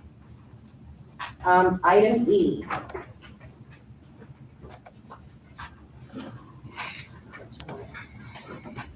So item E is I'm gonna review the 2024-2025 tentative finance agenda items for the rest of the year. So in November, which we're in now, the budget process for the 25-26 preliminary budget, our budget timeline, Act 1 index. I will review all of those things in another slide when I get there. In January, for the 25-26 preliminary budget preview, a final determination for the Act 1 index limitation, and then the Act 1 index resolution or the preliminary budget with any exceptions. In February, the fiscal year 24 financial statements from our auditors, I'll present that, and the 24-25 budget status update. In March, again, we'll review the 24-25 budget status update. I will give a 25-26 budget update, a millage recommendation, and a proposed final budget review. In April, we'll review those same things again with any changes that may occur between March and April. In May, I'll do a 25-26 budget update, millage recommendation, proposed final budget review, our 2024-25 budget status update, and board approval at that time for our 25-26 proposed final budget. And in June, board approval for the 25-26 final budget. Moving to item F. These are the budget and Act 1 key dates that we have to follow. In October, our notification of an adjusted index for the 25-26 school year, which we did receive, and that's 5.5%. It was 7.4% for the last year for the 24-25 school year, so it has dropped. In December, the timeline is to adopt a resolution for the preliminary budget if we are planning to exceed the index, which I do not believe we will be doing that. No. preliminary budget will be presented to the board and the public if we are planning to exceed the index with referendum exceptions. We will advertise the preliminary budget, again, if we would plan to exceed the index. I'm taking by the reaction that the board is not interested in exceeding the index. Neither am I. In January, the timeline states that you would adopt the preliminary budget, but I did put in bold, this is what Pleasant Valley will be doing in January. We will adopt the resolution confirming the district will not exceed the tax increase in excess of the adjusted index. In February, submit preliminary budget to Pennsylvania Department of Education. In March, we would submit referendum exceptions, which we will not be doing. April is the property tax relief fund notification. We'll receive that. In May is the deadline for the approval of the proposed final budget, and June is the deadline for the approved final budget. And my last item for this evening, item G, is our budget process and development. In October, November, the business office and administration, we evaluate the prior year ending budget and audited actual, discuss the budget process with cabinet directors and principals, provide reports and information necessary to develop the building and department budgets. I've briefly spoken with our auditors. I spoke with Hank when they were here for their preliminary work. Everything looks really good. They're coming back on Wednesday this coming week to finish, and we should have the reports by the end of December. But did their initial audit, they were here for 3 days. Everything was good, no deficit, everything, didn't have any concerns. The reports and the information necessary to develop the building and department budgets, that went out on Friday to all of the departments, principals, directors. They have until, I believe, December 15th, 13th, something like that, to return their budget requests to me so that we can meet with, so I can meet with the rest of the team and we can go through the requests. And in January, we'll start meeting with the directors and principals to review their historical expenses and their requests for the upcoming year. And then. Oh, yep. There's another slide, And sorry. then in February, I'll present Slide draft of the presentations. preliminary budget to cabinet and a first look presentation to the board at our working session. In March, I'll do a current budget status presentation to the board at the working session so they see where we're standing for the 24-25 school year. And in April, the 25-26 final proposed budget presentation at working session.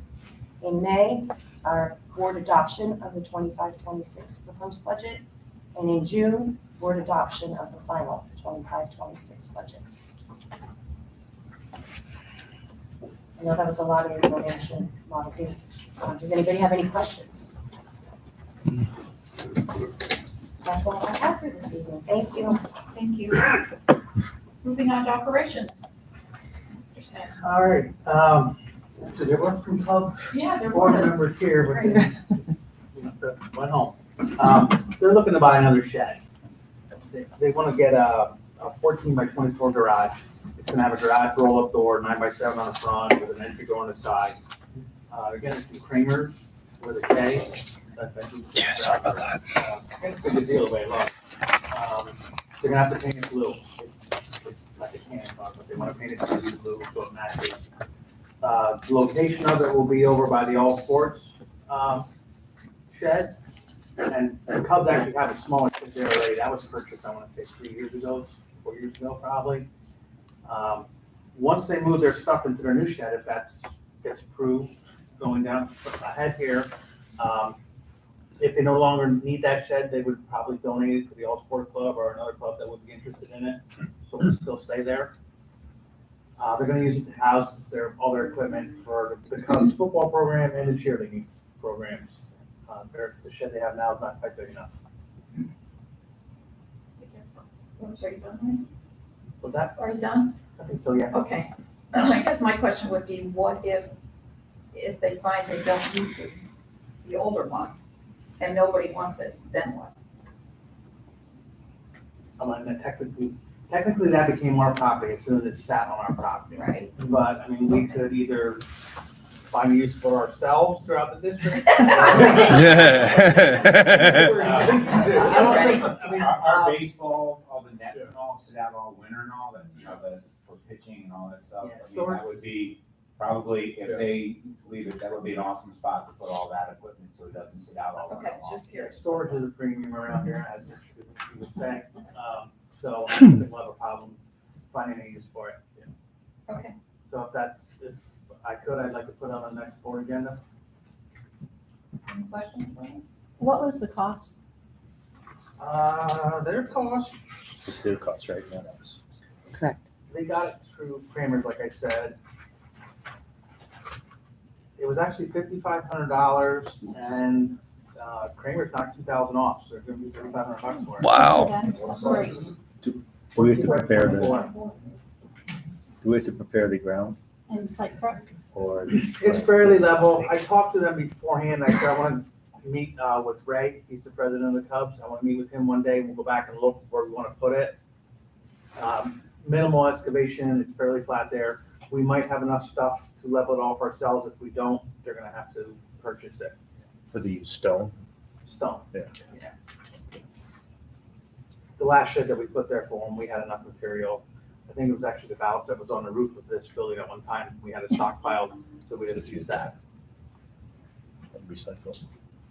Everybody okay with it going on the agenda? Okay. Can I have one question with you, something else? Carpet out of PVE, did we ever decide when they were gonna move the rest of that carpet from PVE? Remove the rest of the carpet. Like, there was carpet from when the building was built, it's still there. Is that, like, that's quite a bit of, when you're telling Pelican Elementary, it's got quite a bit of germs. So I thought that was supposed to be done, and then when I walked through there the other day with, the van, I saw it's still down. We never really went anywhere. Well, there's a story, yeah, to this. Is there any thought about doing that? I mean, you get that out of there? Because I could have sworn that we had all the tile to put down somewhere, it's stored there. And it was being, like, each time it's supposed to be a summer project, and Yeah, there's no tile there that I'm aware of. it's not there. I asked you about that a while ago. That's what I thought. And I was also there when I was there on not Monday, last Friday, I guess, for the veterans, and when I walked, I went to see the, all I got in my head is LRR, oh, that's not it. I thought they had a good thing with it. The other rooms, the SEL. SEL, thank you, too many No, it's alphabets here.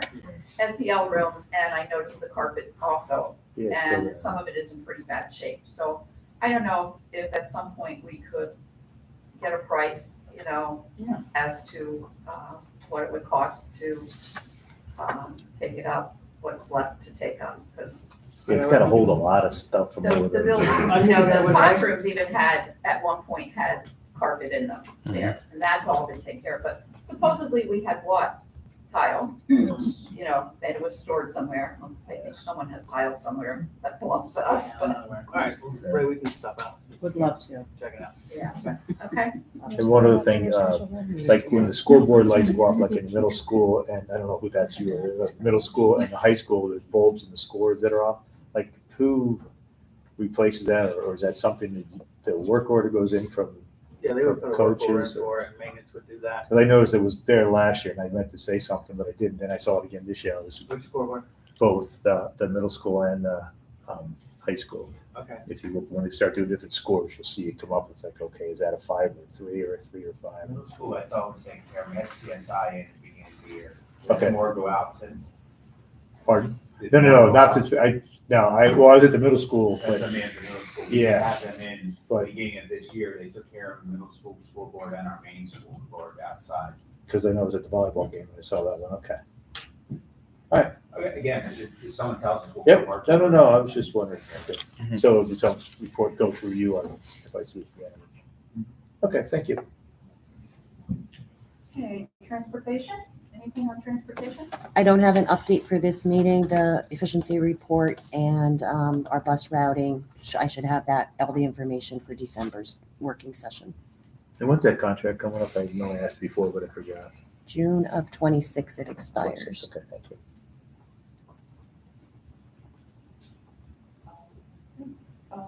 Technology. Sure. Okay, so Dr. Conrad had kind of brought this up earlier today. Actually, it came up kind of naturally in the normal board meeting, and it makes sense because this is kind of a hot button topic right now across our nation and in education and in business and colleges. It's a big deal. So really quick, just to kind of fill everyone in on our philosophy here at Pleasant Valley. The question earlier is what was our actual board policy that we proposed from PSBA, or if it was something different. It's actually a modification of that PSBA policy. So we looked at that policy. There were some things in there that it didn't align fully with our philosophy and where we thought we wanted to move as a district. So instead we took that and we looked at other policies and some other research, and we kind of modified it to make it our own, while also staying very true to the PSBA policy. So really what it is to protect the district from legal challenges. Again, as Dr. Conrad mentioned, there's more and more districts getting in trouble because they don't have a policy in place. And unfortunately, the way generative AI works, it doesn't really line up fully with our normal cheating policies and such. And we'll go into that just a little bit more. The policy also acknowledges the usefulness of it. It's a tool. You know, it's kind of like a chainsaw. It can be very dangerous if you don't know how to use it, but if you're taught how to use it, it's much more efficient than the standard practices. We want to ensure that our AI use aligns with legal and ethical guidelines. So it's not just about, is it legal? It's also, is it ethical? And we need to train not just our students, but also our faculty and our staff on how to use it properly. Prioritizing data privacy and security is the utmost priority for us. So when you're thinking about HIPAA, FERPA, all those different things, we want to make sure that if we are using a platform, or if our students are using a platform, that their information is safe. And emphasizing transparent use of it. Again, this goes with the ethics. It's not just about using it, but it's also admitting that you're using it. For instance, this image was generated by AI. So I'm admitting that, and I am going ahead and being transparent about that.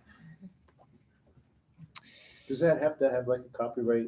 It does not. And this is where it gets really muddy. So again, hence the policy. So thank you for that question.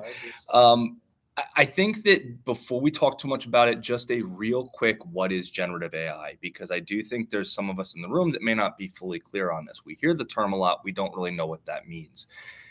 Generative AI is a certain type of AI. ChatGPT, Google Gemini, Apple AI has one now.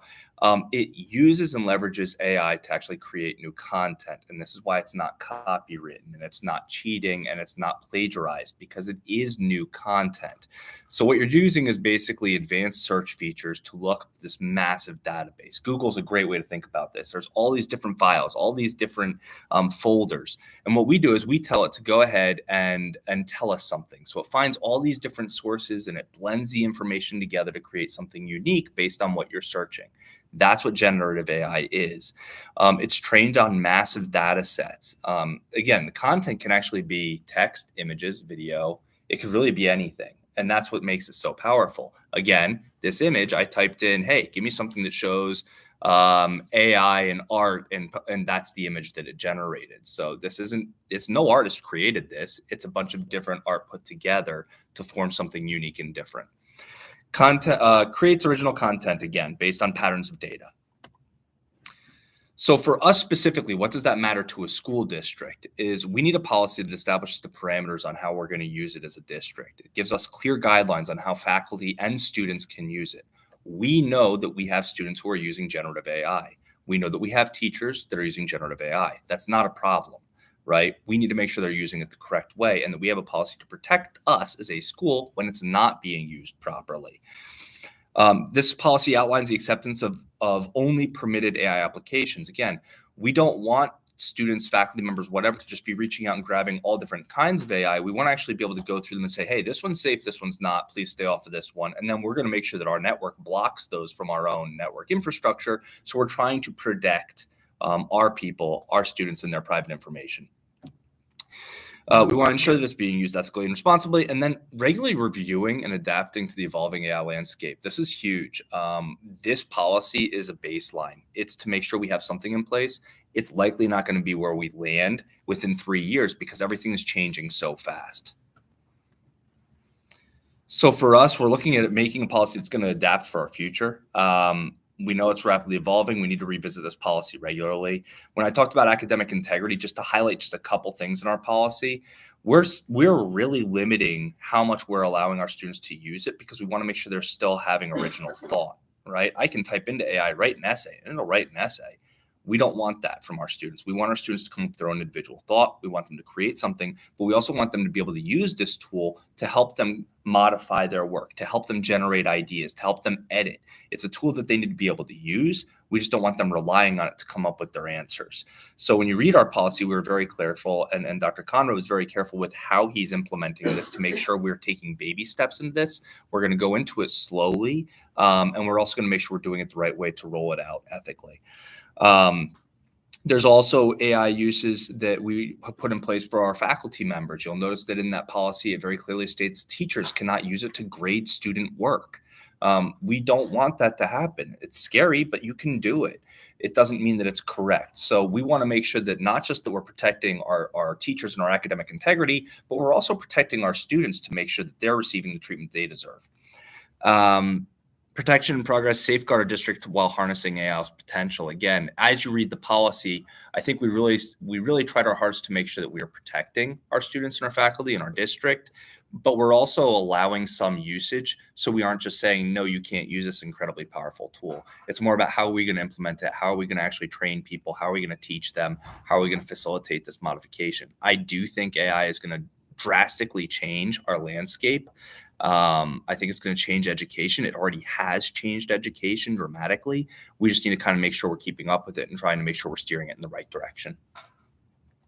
If anyone has any questions about what we're doing with that. Peter. I'm done. Well, I do want to say we are going to, I believe it's March, isn't it, Jason, that we're going to do just a brief begin on our professional development day with our staff. Introduce it. Jason's going to go visit the buildings and just start that. So yeah, that's really the goal, is again to start the process, to start the conversation, to raise the awareness. One thing that's extremely important when we're talking about generative AI is because it's based on data sets and because it's pulling information from anywhere, a lot of times it can end up picking up unintentional biases. And that's something we have to be very aware of and something we're going to be speaking with our faculty members about. There are tools to detect if someone's using generative AI. The problem is those tools aren't fully accurate. So again, we look at this and we're talking about how can we create a better procedure for ourselves to make sure that we're not just, because this tool said it's generative AI, this child gets a 0. No, that's not the case. We have to look at other sources of information. We have to make sure we're doing our due diligence and actually treating students with the respect they deserve as well.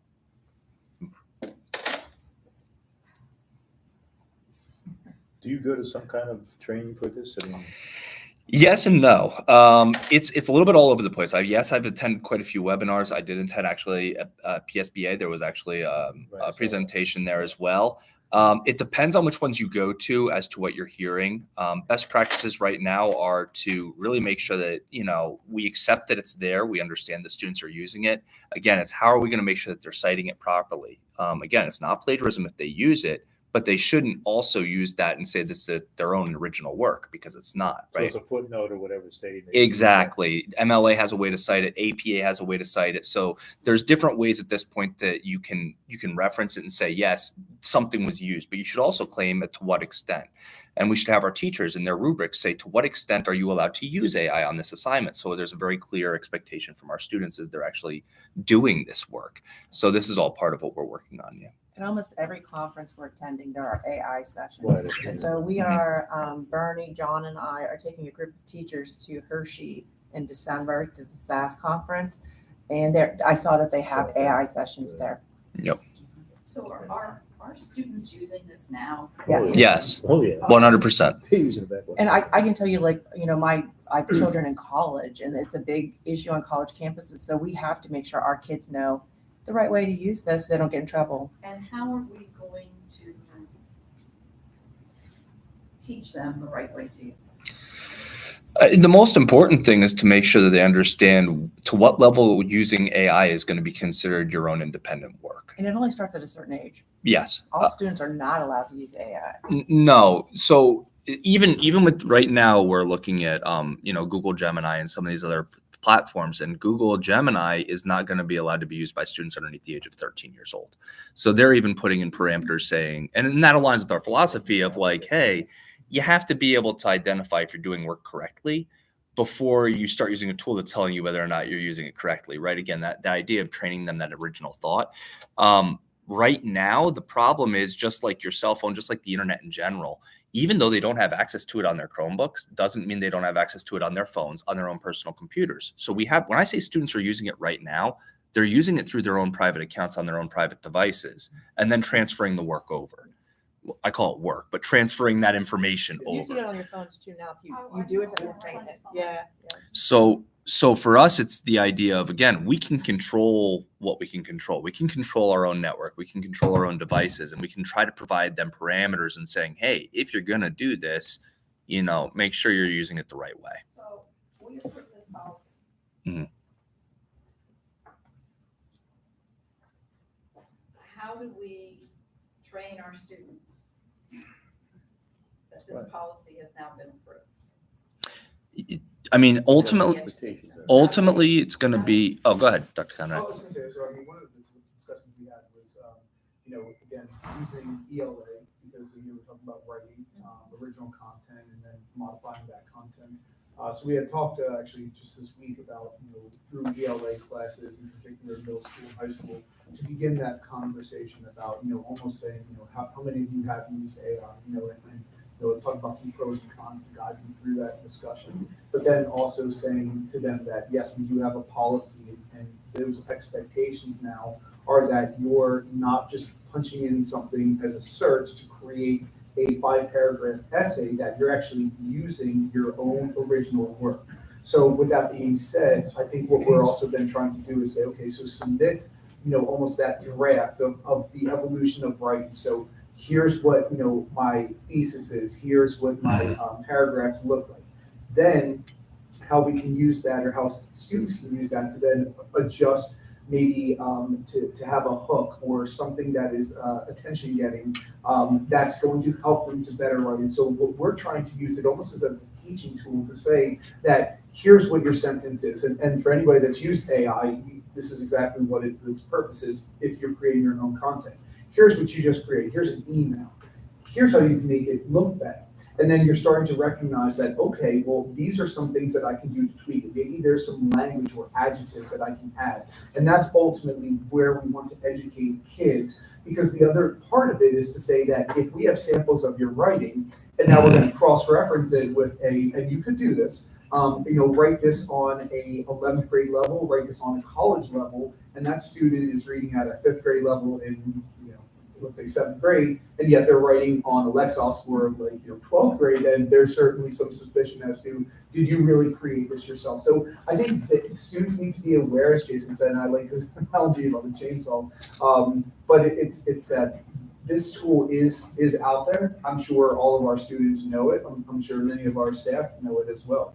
And it can be that, exactly as you said, tool, but really guiding them in terms of what are the parameters. And I think that the first thing is I think for most of our staff, they probably are aware of AI, but they might not know the depth of AI. And honest to goodness, when you were presenting, I looked at that and I was like, man, that's a cool graphic. And the fact that you just said that was AI generated, I was kind of, my mind was blown. Yeah. So again, you think about students creating this incredible presentation. It's not to say that they can't do that themselves, but how do they create the original work? So actually, when you look into the specifics, and we are very articulate about this policy, that it is not something that is going to create original work. You have to be the author of that information, but yet you can still utilize tools to help adjust your writing to sound better or get your point across or be more convincing. Just like people use Grammarly. Exactly. Yeah. Correct. But I think, I don't know, maybe you're thinking the same thing, Sue, but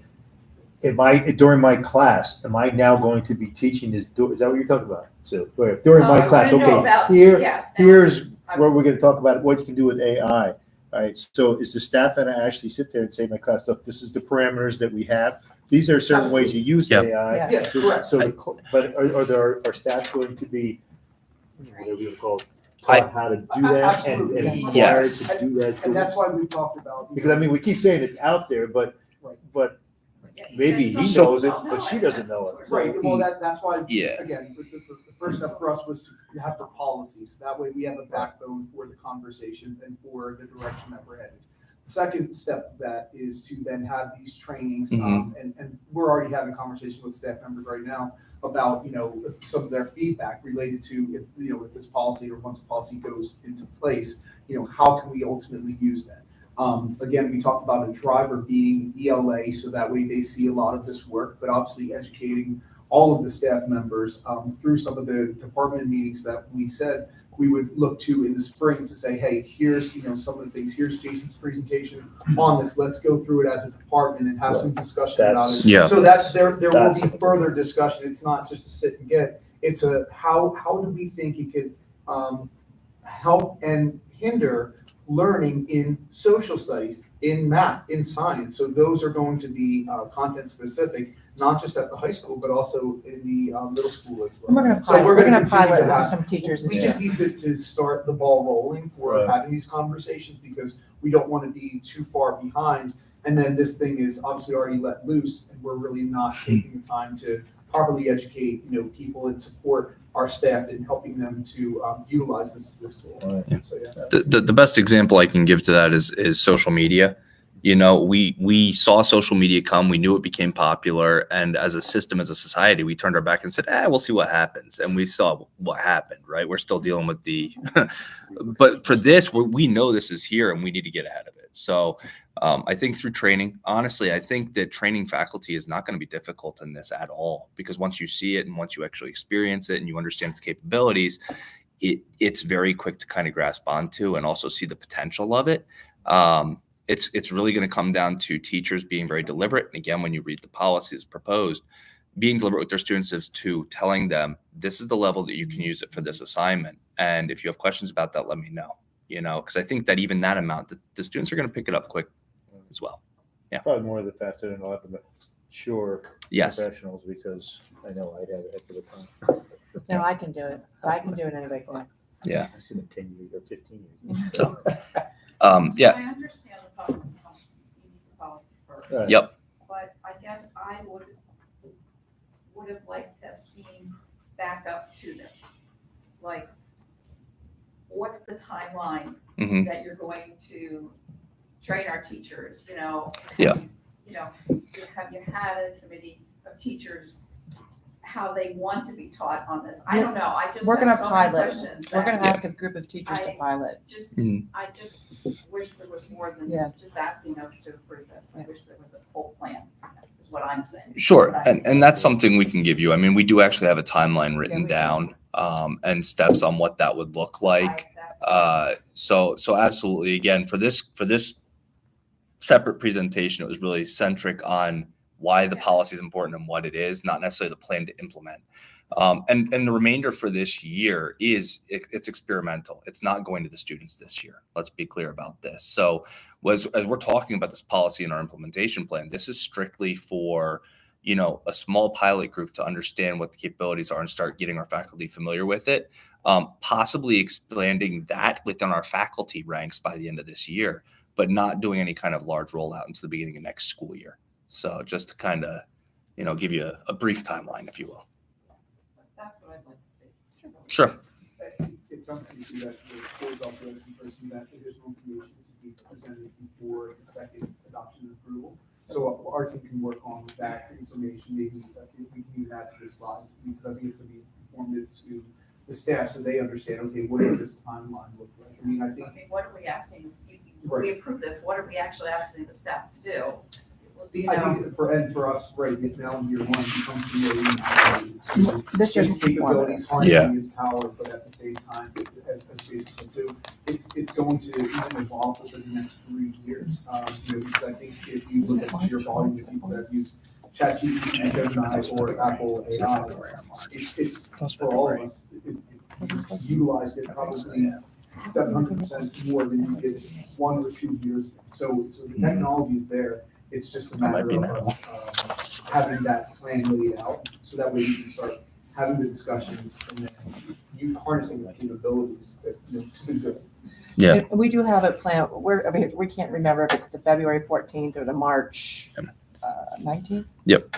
And We have it already slated in that professional, one of those days in professional development too. And just to reiterate, the purposes policy, like even on slide 1, the number one reason we're doing this right now at this time is because we're seeing it starting to become an issue across the nation legally when people are trying to hold students accountable for not handing in their own original work, because it doesn't fall underneath your traditional cheating policies.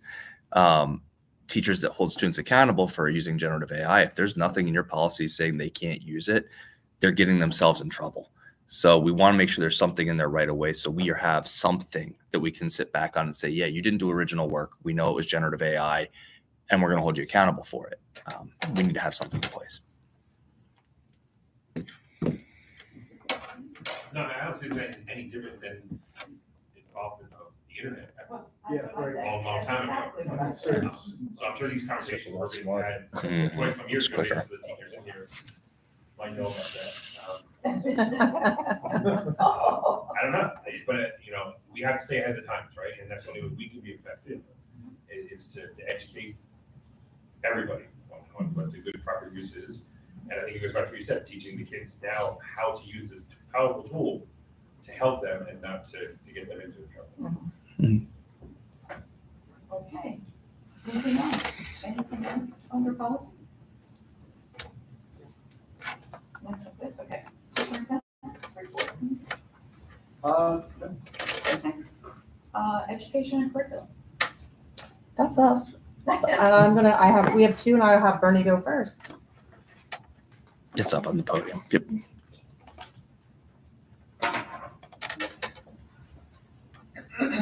Okay, I'm just gonna do a really brief update on the reading review.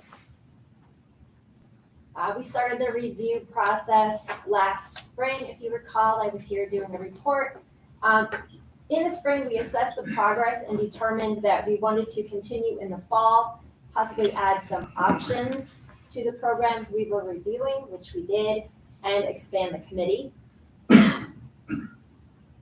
And so this fall, we met on September 19th. That day, we looked at Savas MyView, Open Court, and Amplify CKLA. And we met yesterday and looked at Wonders, EL Education, and HMH into reading. After which, we got specific feedback in several different domains, such as vertical alignment and pacing, alignment to the PA core standards, assessments, differentiation, the quality of the informational text, use of manipulatives, quality of literature. And the 2 finalists, after looking at that data, are McGraw-Hill's Wonders 2023 for K-5 with Study Sync 6 to 8, and HMH into reading, which is either K-5 or K-6, and into literature, which can be 6 to 8 or 7 to 8, depending on which way we want 6th grade to go with the elementary school or with middle school. Bernie, is this attached in our? It can be, I send it to. Okay, JC Boyd, that would be great. Yep. So the next timeline is teachers will have a chance to examine samples of each resource in their buildings. How many teachers are we talking? All of them will get a chance to look at the materials. Okay. All the ELA teachers will get a chance to look. Teachers will have the opportunity to provide input on our Act 80 Day on February 14th. And after that, when we purchase the new program, teachers, we are planning on having initial training for these new resources. They'll last 2 in-service days in June before teachers leave for the summer. So the decision is, you're looking at making the decision when? As soon as we can get through the feedback after February 14th, so in February. So your task committee that you said we met and found these 2 programs to go with, what did that incorporate with the we?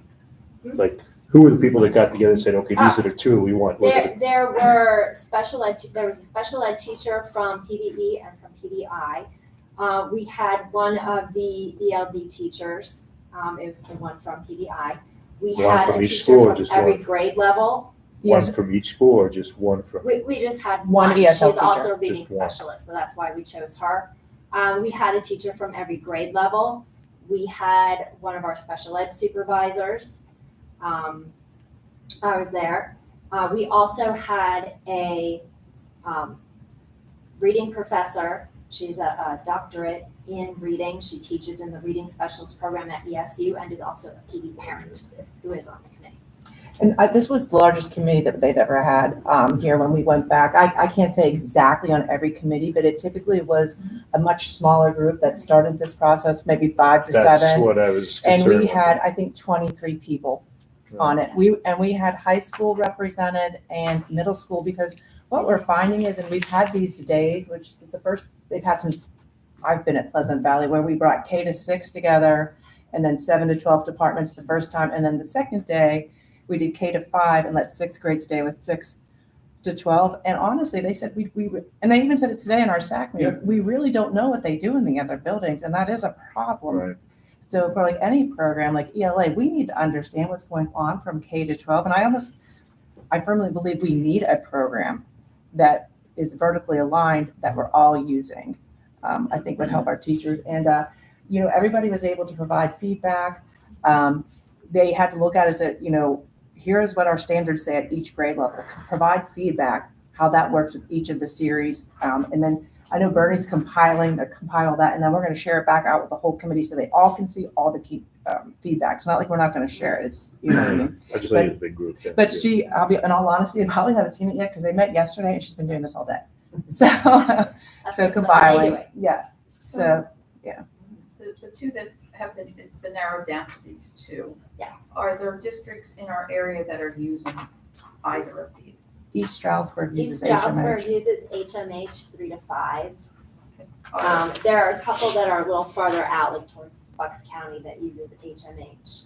HMH is one of the highest rated series used So by you've the highest. talked to the teachers or at these other schools? Have you? No, not yet. No. Are we planning? But we are planning on reaching out. You visited last year for the others. Yes. Yeah. We did. They did go visit last year to schools. We just had to pick some before we. Right. I don't want No, I understand. I just want yeah. to see okay, now that we're using it, this is how we're finding the things are. So No. we can avoid that. They went and visited a school last year. You took, I think, a few of the reading specialists from the elementary. But when we started looking at it, we were like, well, this is much bigger than just elementary.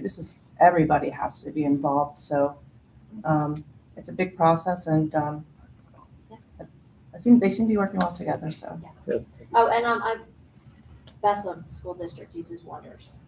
Oh, which is thank the you. other one. Thank you. Yes. Those two, Wonders is also one of the top rated in the nation. And both of those programs, I looked into the top 30 schools in Pennsylvania according to their reading scores, and not all of them identify the programs that they use on their websites. However, the ones that do, the ones that I encountered the most were HMH Into Reading and McGraw-Hill Wonders. So, Now, our current program that we have, how long have we had that in place? I believe we've had units of study in place since. Kristen, you might know that. I don't. I was before me. Just before me. I was right before COVID, I think. 2018, 2019. Right, so it's paid for itself already. Yes. It's not aligned to what we need to be doing. Every classroom has their own library of novels. That is one of the driving forces of why that was so enticing, because of the resources, and students were reading from real books. So, that alone, at least we still have that. The curriculum itself has been debunked, that, things that have come up about it that we were bamboozled about. So that's the driving force. I'm looking for a new curriculum. We do still have some really great resources, at least from that. So that alone continues to pay for itself. Yeah, and I think it is. She makes a good point. Any of these are our resources. This isn't the curriculum. It helps to support the curriculum with this. The standards are already aligned for Pennsylvania, what has to be taught. We're picking a resource to support the teaching of those standards. Any other questions?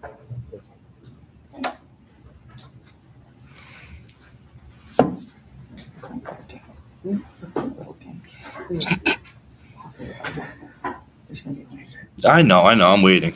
Sorry. I tried to kick the foot back off. You get too far away. We were ready for it. I was starting his time already. Good evening, everyone.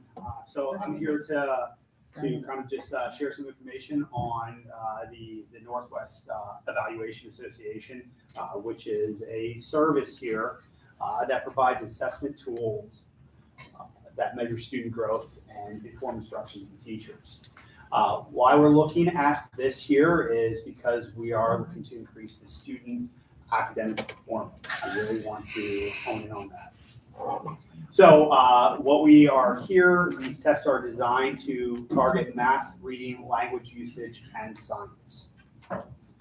So in this service that we have, there is a program and assessment called MAP Growth. And what that is a measure of academic progress growth.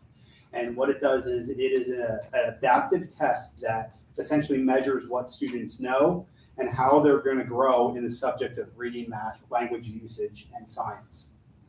It does personalize to their usage. Essentially, if they answer correct, it gets harder, and if they answer it wrong, it gets easier. So it gives them a baseline. And what this does then is going to provide some of those needs and instructional supports. It's going to share that. What's really also unique about this with MAP Growth, it does track growth throughout the school year and over multiple years. So in this service here, there's also an additional program called MAP Reading Fluency. This is specifically grades K to 5, where MAP Growth is K to 12. And so what MAP Reading Fluency is, it's another adaptive test here that measures phonemic awareness, phonics, fluency, vocabulary, and comprehension. And what's really nice about this reading fluency, because it is K to 5, it's very interactive. It's engaging to the students. It's fun. But in that process, it's essentially testing their measures of the reading constructs.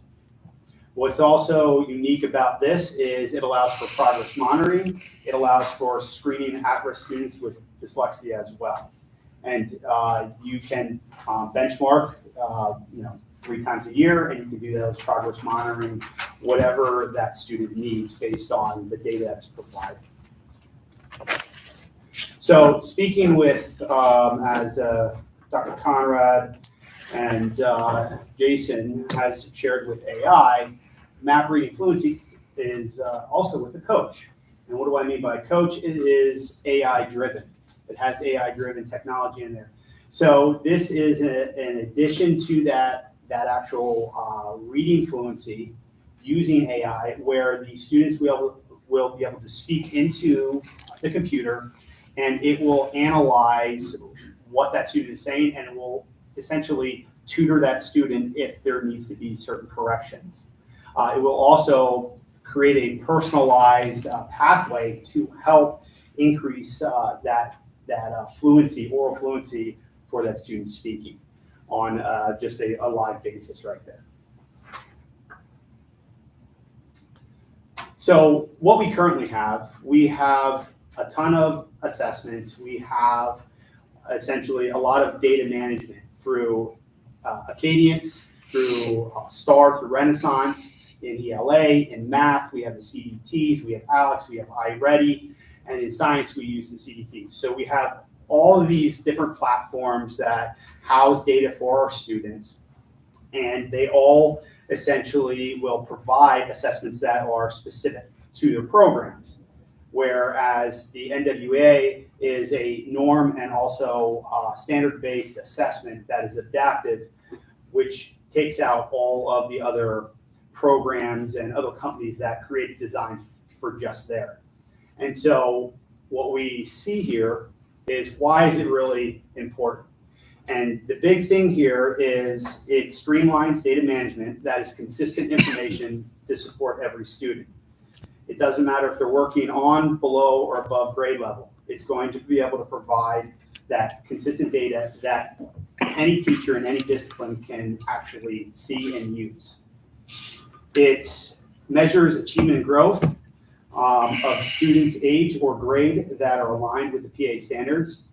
And it also is going to track growth from year to year, which is very important. So, and I'll show a picture of the, kind of like what it looks like, the user interface, and you can see how it will track it over time.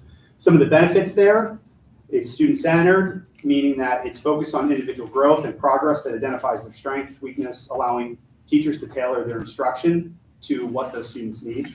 It's data-driven. It provides educators with valuable data to understand student learning needs and informing their teaching strategies, essentially helping with differentiation and providing targeted support.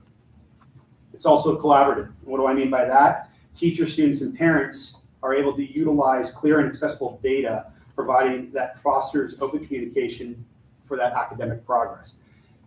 Parents are able to have very visual appeal of what they're seeing in the data, and they can actually see their own child being tracked the different years. It's also equitable there and identifies and addresses achievement gaps, ensuring that all students have the opportunity to succeed.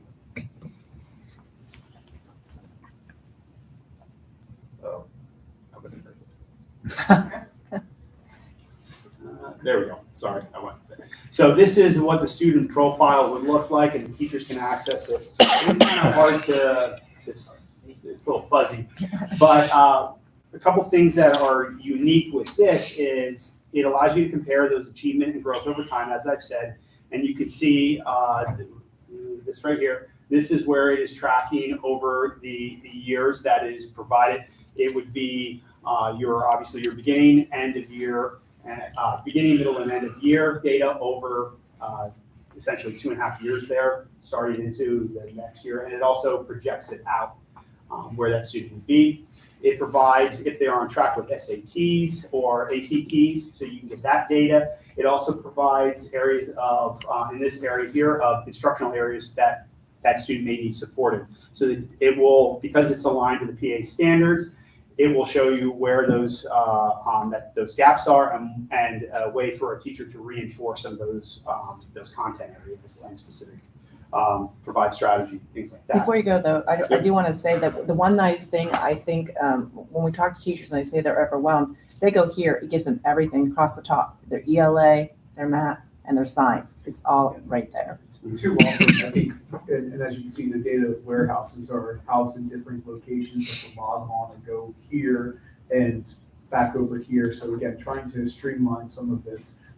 Let me ask you, I do have a question. So if I'm a 6th grade ELA teacher and I have a list in the fall, or I guess in August, of here are the students that are going to be entering my first period class, theoretically then, or I guess actually, can I go in, put those kids in and group those students to say, here's what the progress is that they've been showing. So not only can I triangulate, like most teachers will be able to look at the PSSA data and say, okay, like 80% of my kids maybe are not at proficiency, or let's say 40% of my kids are not at proficiency, is a better number.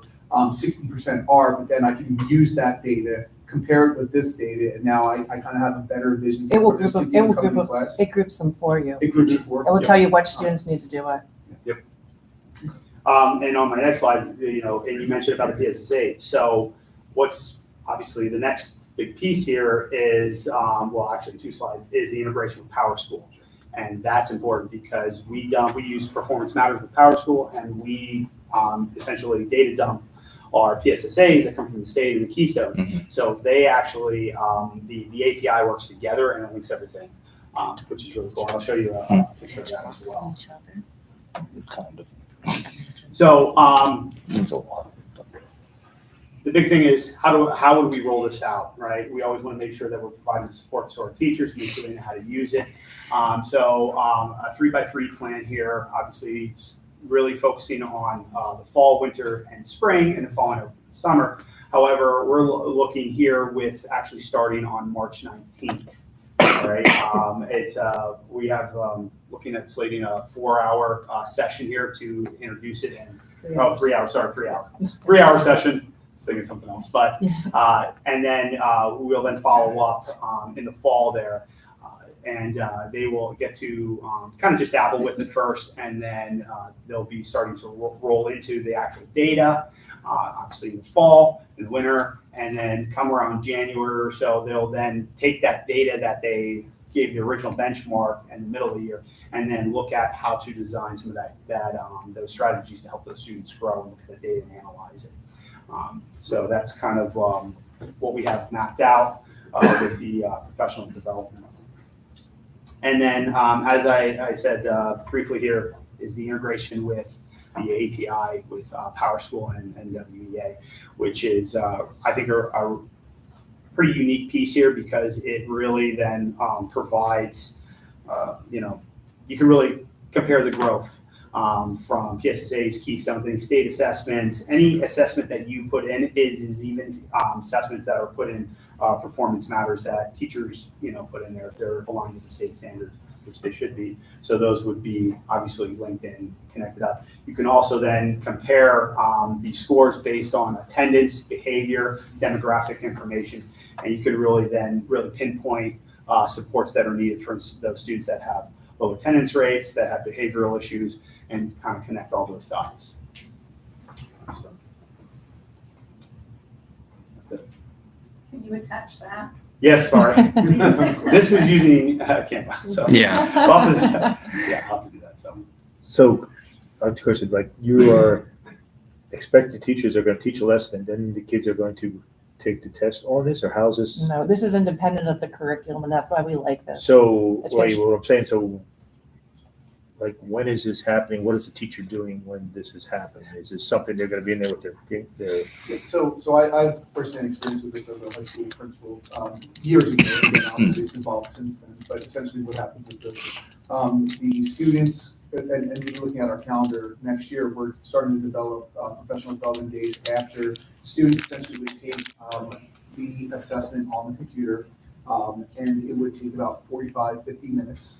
It's an adaptive test, so what that means is that they'll give you kind of a mid-range question. You get that right, you get a more difficult question. You get that wrong, you get an easier question. Essentially, it'll adapt, and at the end of that 45 or 50 minutes, so what's happening is in the classroom, students are on the computers, they're processing, writing down responses, and then answering. Teachers going around, they're facilitating that information.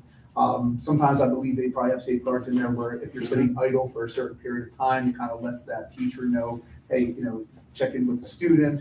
And again, that assessment's then given 3 times a year. So after the assessment in the fall, which is within the first 2 weeks, is administered, there's then a whole data day that we'll be utilizing to tap into how are your students performing. Now looking at your curriculum, because it's already grouping, let's take ELA, or let's take math. We'll take math, okay? So here are the different varying levels of students within your group.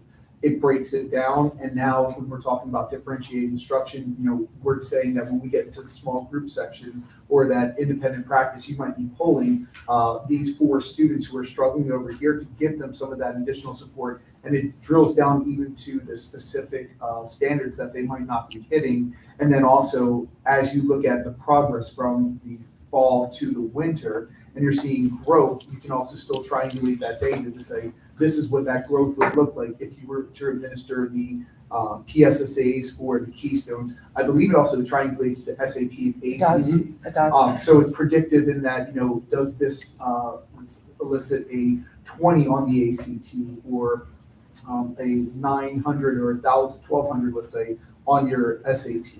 So it is very supported in with other databases. Right. And I think, the other thing too, we've been talking about is how do we enhance our performance matters component of PowerSchool. So not only having common assessments that are aligned to standards, but now here's another avenue that we can start really drilling down into the academics of if students are struggling, it already does the breakdown for us. Now it's a matter of what are the interventions and supports and resources that are district approved that we're utilizing in class to help enhance learning. Okay, so I guess my question, I saw it, but I forgot. What grade does this start at?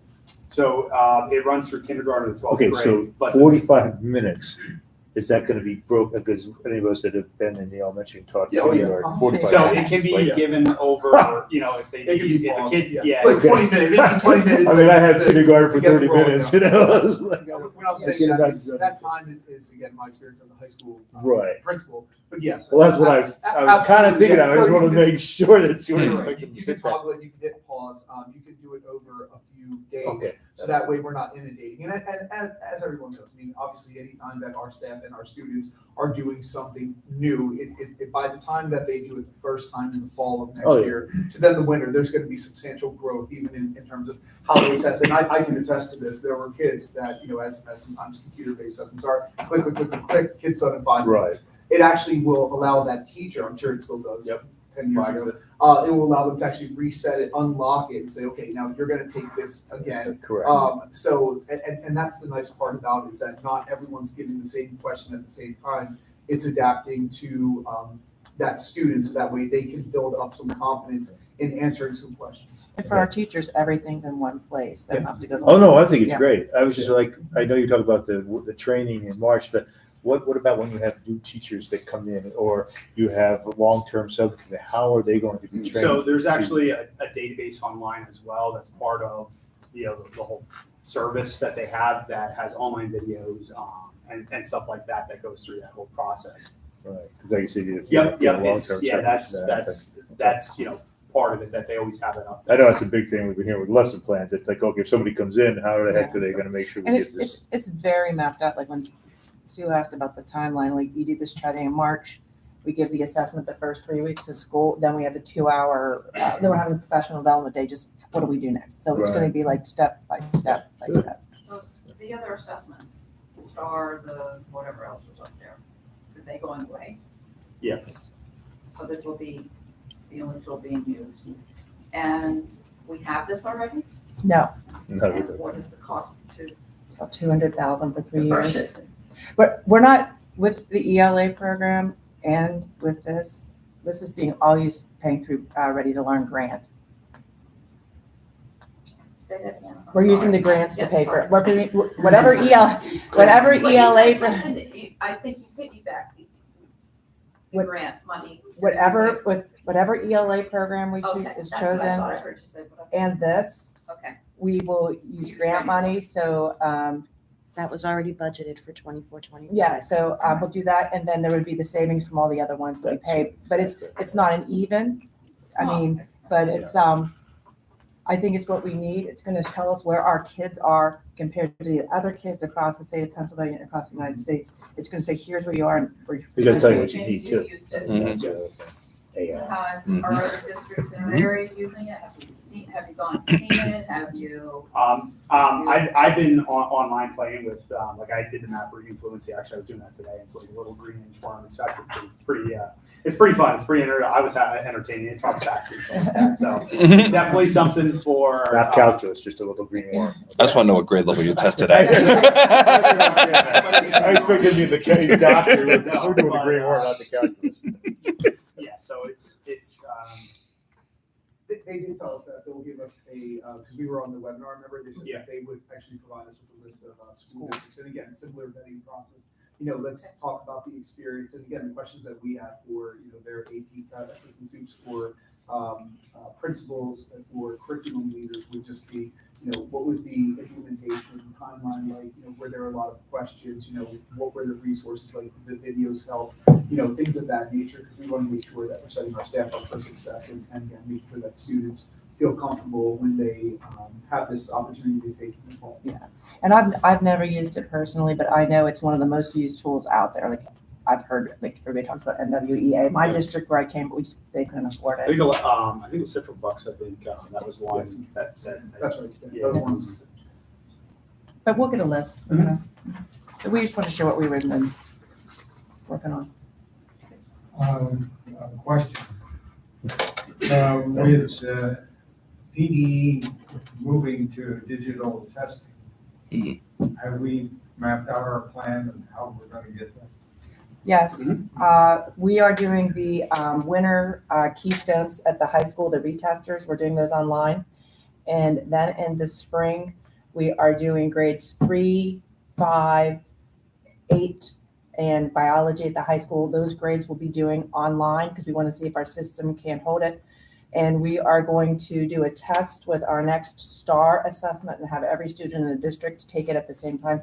We need to see if we can sustain all of our students being on at the same time. But so science, they're moving to online this year, and there is an accountability waiver. Basically what that means is, I don't want to say we get a free pass. They're going to give us how we did, but it's not going to impact us. Like if the kids do horribly on it because we're going to online, it's not going to impact us. And then it will show us as well when we get the scores back in the fall, or in summer, I'm sorry. It will compare, it's going to tell us how our kids did overall, but then it's going to say third graders across the state that did online, this is how you compared to those. And then here's how you compared to third graders who maybe still were doing paper and pencil. But after this year, the state's saying nobody's going to do paper and pencil. So the state could always change, but right now that's what they're saying. So that's why we went with grades 3, 5, 8, and then biology. We chose some of the grades because that's when science is given. So we thought, let's just do all that whole grade level. So that is our plan to see how that goes. And the winter keystones, I believe, they're before Christmas break vacation, the second wave. It's usually in January, but it's in December this year. I think December 17th, maybe. So that will be our first, but it's not going to be that many students. Any other questions for Jonathan? Thank you. Thank you. Okay, anything under security? Basically what Mr. Walters report says to the board, we recently conducted our Act 5 training with staff, for district staff. That was in reference to the run, hide, fight security drill. In case we had an active shooter situation, we would use that protocol to overcome this. Yeah, we need to get that for essentials. So based off that, once that was approved, that was on the 14th of October. October 30th, we had a fight drill, baby drill, with water from along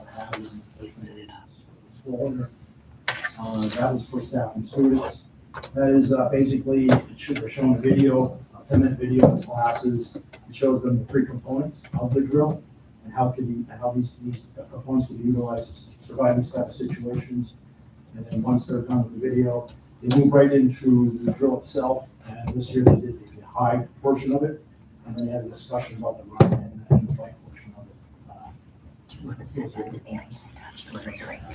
We're going to do run with the staff in spring, and then maybe roll out run with everybody. That's a little tricky part of the drill to do, especially if you're trying to do it with students. So I think we'll experiment first with the staff, and then we'll maybe incorporate the students and year out. Because I can attach. Sorry, I appreciate it. Moving on to athletics. Good evening, thank you. Before we start with the agenda items, I just wanted to bring a couple of things up for the fall.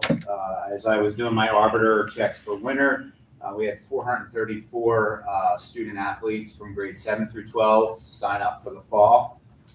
Currently, we're at 198 for the winter, and I sent another Connect Ed out for kids, the last minute reminder to get signed up for winter sports. And a lot of those kids are duplicate kids because they've already signed up in the fall. It's just that they have to re-sign everything, just saying that they're going to play for a winter sport. Hall of Fame is set for January 24th, 2025. We have a committee meeting on 12/9/24. I worked with Mr. Gazecki with the date, getting that set up. Invitations have been sent out for that. Our secretary is putting together the folders for the individuals that were nominated. We had 7 first-timers this year nominated for the Hall of Fame, and we have 4 to review from last year, and there are no third-year reviews for this year. Now, the 7 new ones, do they have to return forms in order for us to? So we got the nominations, and Lisa sent out right, you sent out form those to gather more information. So what for if them. they don't give you more information? Then We what just have to use what's on the nomination form. happens? And again, just bringing up what Mr. O'Keefe said earlier, boys, girls, and girls soccer and girls volleyball were district quarterfinal players this year. They did not advance past the quarterfinals, but they played their hardest out. Boys soccer in our EPC tournament actually made it all the way up to the semis. And we had one of our girl cross-country runners make it out to states this year. So congratulations to them. And as Dr. Conrad brought up earlier, we started our second of our 3 combined coaches and parent meetings. Again, I think it was very successful as we were able to give those expectations for grades, for attendance, and where to find information for each snap and all to both our coaches and parents at the same time, and still reiterated the importance of, if they don't have a Power School account set up, that they should have that set up. I have a quick question about team snaps. What's the feedback been from parents, I haven't had any coaches? negative feedback yet. I know there's some work to be said. There is some working with some of our coaches who are not as tech savvy with it. I'm trying to look, I don't see any parents in here anymore of athletes, but our coaches did place the schedules up. They did send out messages. I know there was an instance when one of our parents didn't understand it, sent a message to the whole team instead of just to the coach. So there are some things that we're still working through, but communication-wise, our trainers like it because they can see all the schedules of when practices are, and they can see it all through their back-end login for it as well. Is the PBYA basketball an extended part of this, or is that separate? No, they have their own. I was gonna say, because that's working very well, Team Snap. Yeah, they have their own. And some of our coaches did use Team Snap previously. So I had to give them permission to take those team snaps and add it to the district team snap, and they're all on board. Like girls soccer had one, girls lacrosse used Team Snap before. And those coaches really liked it. And our coaches are getting into understanding it better, and I think they're gonna like it better as we move forward. So you have. As a parent, I mean, could you share on your end, like, I Yeah, haven't had any. it's easy to communicate, it's easy to look at the schedule, communicate as a group with everybody, but it's just like all the other ones. I haven't found an app out there, whether it's for baseball season, basketball, that hasn't been affected, so far, so good. So do you have a cheat sheet that you send to the parents saying, okay, this? I don't. I will admit to that. Okay. There's nothing that I could. Only because I'm sure I could reach out to their tech people and get something for them. I had the cheat sheet to send to the coaches and all, and the website. Maybe so- they can. And I can do that. Thank you. That's a good suggestion. Thank you. And just to follow up on that, are we able to get some data from Team Snap that shows how often it's being used? Is this worth our value? I could probably on the back end, look at that. Have I really delved into it myself on that end? No, I haven't, but I'm sure there is that data out there, yes. Definitely something for the future I can look into. Just to see what's value added. Right? No, I definitely. Yeah, I mean, it's a great tool for what I use it for. I have not seen it for my children, but it's not to say it's not being done. Maybe I'm just not the parent that's on it.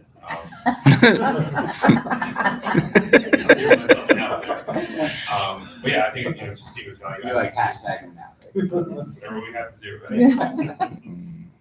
right? So some of the things on the agenda for this evening, as you know, we are getting ready to do the major high school renovation and all. And part of that renovation is the gymnasium with the flooring and bleachers and all. And one of the things that I had looked at was throughout this fall season was the volleyball netting and equipment and all. And to put in a brand new gym and not have some updated stuff in there was something that, was, I think it would look kind of drabby adding that. So we put together, Coach Diamond put together a package of, putting pads and putting our swag on the pads and on the netting. So it kind of updates it and it makes it look more modern in our gym, since we are updating the floors with the graphics and everything. And that whole ambiance as you walk into the gym and all. So if those are, something that you think would look nice in our gyms and all, and I don't know if you can open that up, Sure. Jason, under the volleyball. Yep. We can add that to our budgeting sequence for next year. But these are some of the things. These would be the pads that go around the poles that go into the gym floor. A couple different designs.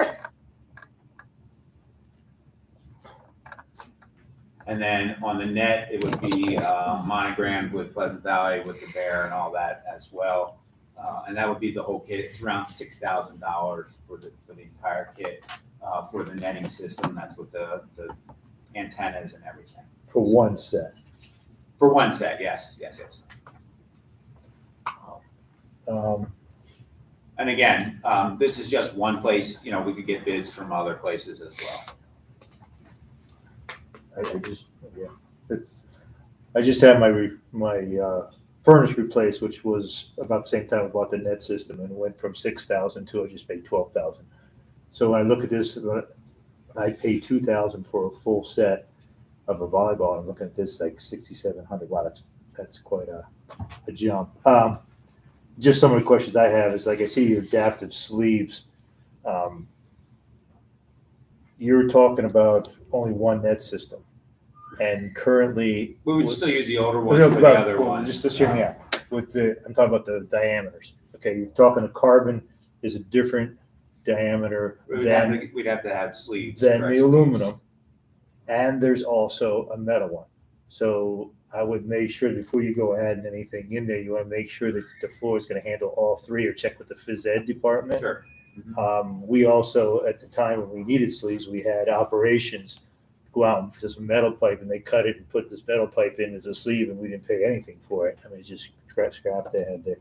My other thought And is definitely, it's still in the planning process, but I wanted to see if this is something we want to move forward on. and like a wall rake that holds volleyball poles. I mean, I don't see the necessity of that because we already have, we just put our nets on the ground anyhow because there's too many of them. The same with the wall net that we've tried to get racks in the past and they were useless. The kids got them all tangled up more than.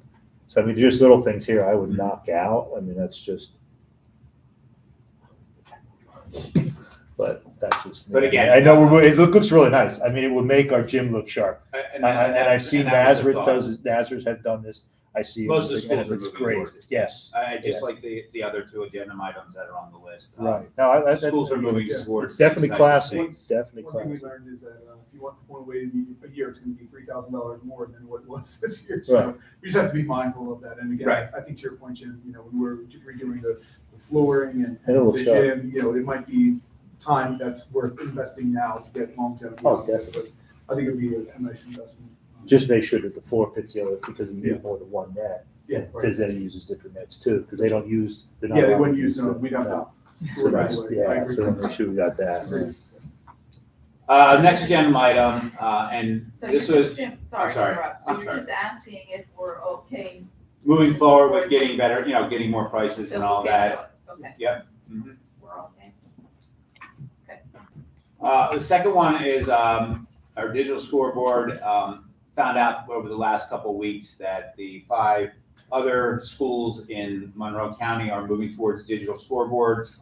Pocono Mountain, East and West, they just spent a little over $700,000 with doing scoreboards. Stroudsburg is implementing new digital scoreboards, didn't get their cost. And North and South are doing it.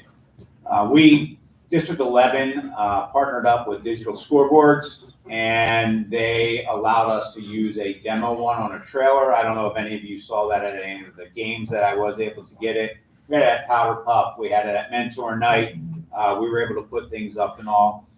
So I reached out to them and asked for a quote of what it would cost to, 1, redo the main scoreboard in the stadium, and 2, what it would cost for the trailer version, because I think that trailer version could be very versatile in the district.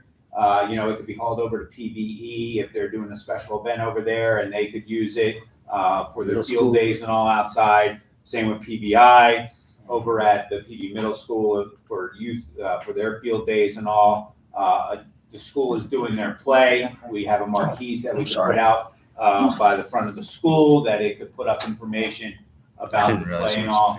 So I added that too with the quotes for those, just to think about for the future. And talking with Dr. Conrad the other day and ourselves, we should also possibly look for sponsorships to do this. I've been to many of the away football games, and when we were at the away football games, schools that already have these, people have sponsored portions of money finances towards them, and they get their name around the scoreboard for it, so that the district doesn't pay for it, the sponsorships do, with the rights to, we give them their name and all on it and so forth. So again, something to think about as we move forward here. Now, some of the sponsorship you talk about, doesn't St. Luke's have some? St. Luke's, we do have sponsorships with. What I'm saying, contract. would they? As long as we could not go to Lehigh Valley Health Network or any type of health network. I just mean, I mean. I've had some conversation with Don Cycle about this. Okay.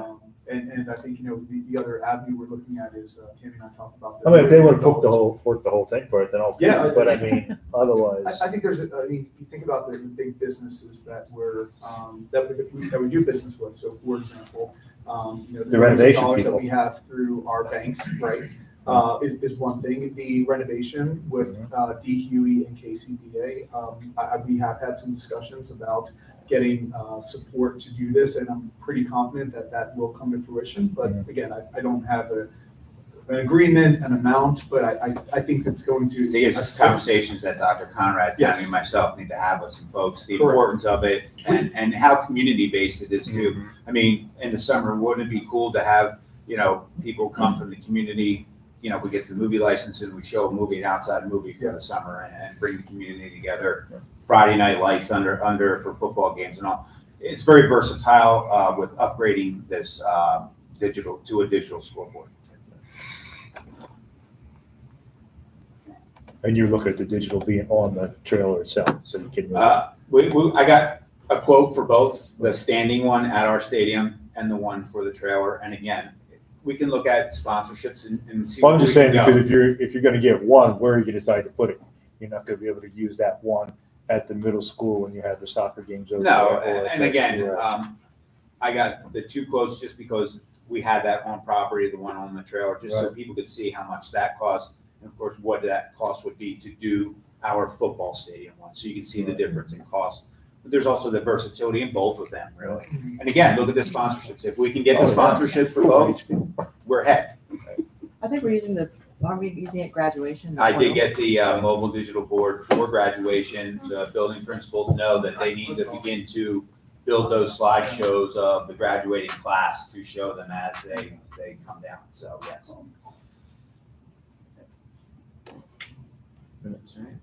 And the last one I wanted to bring up. Question. So if we need to have sponsorships, is there any policies that we need to have changed in order to have us? Great question. There's two policies that Jim and I have talked about. We're actually discussing with Tammy, because we want to make sure that we are following GASB laws and, practices, right? I'll learn a thing or two. So, but certainly, we are looking at those specifically because there are some parameters. catch up with the We have to be, right, so there'll be actually some revisions that are sitting on my desk now for proposals for adjusting some of those, the language, so that'll be forthcoming, I would say, honestly, within the next 2 or 3 months. As recommendations to the board, because some of them are, again, just from maybe 18, 19, or 20 in those ranges, so we just need to. And we're trying to move up with how society is moving as well. Right, well, the other schools are doing it, so Right. it has to be all right, we just have to put it so we can. Exactly. Yep. We go with a trailer, or would we leave a spot to house it in undercover? Actually, the way they make it is meant for the elements. It could stay out, but like for winter months and all that, it's on a hydraulic piston, so it moves up and down. If during the winter, with snow and all that, I know we do have places like over in the bus one garage, they can put certain things in and all that. Something we'd have to look at though, yes. Need definitely. vandalizing, you don't want that where vandals can You get to just it. watch Eagles and Phillies. Dude. Just wonder. You could stream and watch things on it, yes. Togetherness. Yes. What's the game plan for the indoor scoreboard for basketball, volleyball? Where are we at with that? Just reusing what's existing? You mean as we upgrade the whole? For renovation. Because I mean, if you're talking about. I mean, we could add that onto we can get quotes. Add that as Yeah, part of the I see what you're discussion saying. for the three of us that have been to it. Yeah. We're already trying to beautify what's inside. That's a very good point as well. Yeah, we did. I don't think we did. No, I don't think we did either, and that's a good point, thank you. And if we're looking for sponsors for stuff, why not add that? as well? I'll send you a note. And then the last thing I have is with this stadium lighting, throughout this past season, as I looked up at the stadium lighting and all that as we move through, I noticed some of the bulbs are starting to go out and, halogen versus LED. Something we need to think about. I'm not saying we need to rush into this, but we need to start thinking about it though as a capital improvement over the years to come. And some of the things I just want to point out with you is that most school districts are moving from the halogens to the LED systems. Currently in the stadium, we use halogen lights. We have 4 towers with 5 arrays of lighting on them, 4 that go directly onto our stadium, and then 1 that points onto the practice field next to it, facing the middle school education center here. Then all combined, I believe they have it's close to 30 halogen lights in them. I think, Randy, isn't it correct? About 30? Sounds right. About 30 in there. So I'm gonna give you some facts about those halogen lights. They have short lifespans. They only can go about 1,000 hours before the bulb goes. Their heat generation, they put off a lot of heat, and that's where your energy cost is coming from, that heat generation. The quality of lighting is poor. That's why you need so many on the array. They're, again, as I said, the energy efficiency. I know you brought up earlier about our energy bills and all that. I know I got questioned when I first came on board as athletic director. Why are those lights on? How come the lights are on? They burn a lot of money. They cost us a lot of money. So those are some of the things that that have halogen lights about next. The LEDs. As you know, LEDs have a longer lifespan, anywhere from 50 to 100,000, depending on what style LED light it is, with hours before they need to be changed. Lower heat generation. They don't need to be as high up because of the different lights that you can set with it. They're programmable with the colors that they can project out. They're energy efficient compared to the halogens. And of course, they require that less frequent bulb replacement where we're having to pay someone, climb the towers, put the new bulbs in and everything. So just some halogen lights versus LED lights. I did bring some of that up. But one thing I want to point out, halogen lights use about 10 times the amount of energy to produce the same amount of light as an LED light. Those lights, the halogens, produce only one color where we can adjust the LEDs. And even with the LEDs, you can dim them to like a house light, like as people, end of the game, where it can be reduced down to like a house light, where maybe teams are still in the field talking like they do. Most teams talk in each end zone after a game. We don't have to have the full array of lights on. We can dim them down a little bit as well. And then less maintenance over the period of time that we have them installed. So just some of the things that you need to think about as we look at maybe planning capital improvements over the next couple of years, because those lights, they are using a lot of energy. Bulbs are starting to go. We're going to have to call someone in to change those bulbs. Now, on the front end, I looked up the data, and mid-range high school stadium, which is about our size, we're not a full, huge stadium, but we're not a small stadium. It will upfront cost $100,000 to $300,000 to do the conversion, but you're going to get a higher quality LED fixture, which is going to give us better colors on the field when it comes on. Control options, as I said, we can dim them, we can change colors. Again, it will be a little bit more expensive, but in the long run, I think we're going to save money with our electric bills over time. We could use the existing pole structures with the wiring, but we might need to make some modifications to that. Again, these are all factors that lay into the cost of that upgrade. But again, over the long run. You talking about the towers. Weren't we told that someone wouldn't climb, that you can't get somebody to do those towers anymore because they're so rusted that we don't have to replace them? We get a lift to come in to change the light bulb, but nobody's crawling that tower. No, but are those towers still safe? I mean, I thought. That would be something we would need to look into. If you put LED lights over there, like those poles I think they're like 100 feet. That's way too tall for LED. Right, we'd have to mount them lower or just do it. I doubt if anybody would come and retrofit them poles with the age of them no company's gonna want it. That's what That I'm all- thinking. That's, You're I not- mean, I agree And that's why I with said- the that's why lighting, the- yes, the but the light- poles, like, how are you gonna, like, who's gonna wanna even go up there and do anything? Right. But again, I just want to bring your attention, as I noticed this past fall, we do have bulbs going out. And maybe it's time we really think about, do we want to continue with this system, or do we want to move to a more modern, energy efficient system? But you go like Musco lighting, I mean, that's pretty cool stuff. It goes off the beat of the music, you could do all kinds of light shows. Well, now you're getting a little, now That's some neat stuff you can get there. you're thinking, what, graduation as graduation as they leave and all, you know? The Oh, yeah, blue wave. like fireworks going off. And that's all I have for Stephen, so thank you very much. Thank you. Does anyone else have any other?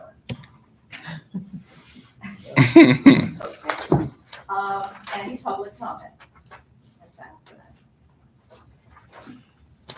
Hearing none, we are adjourned.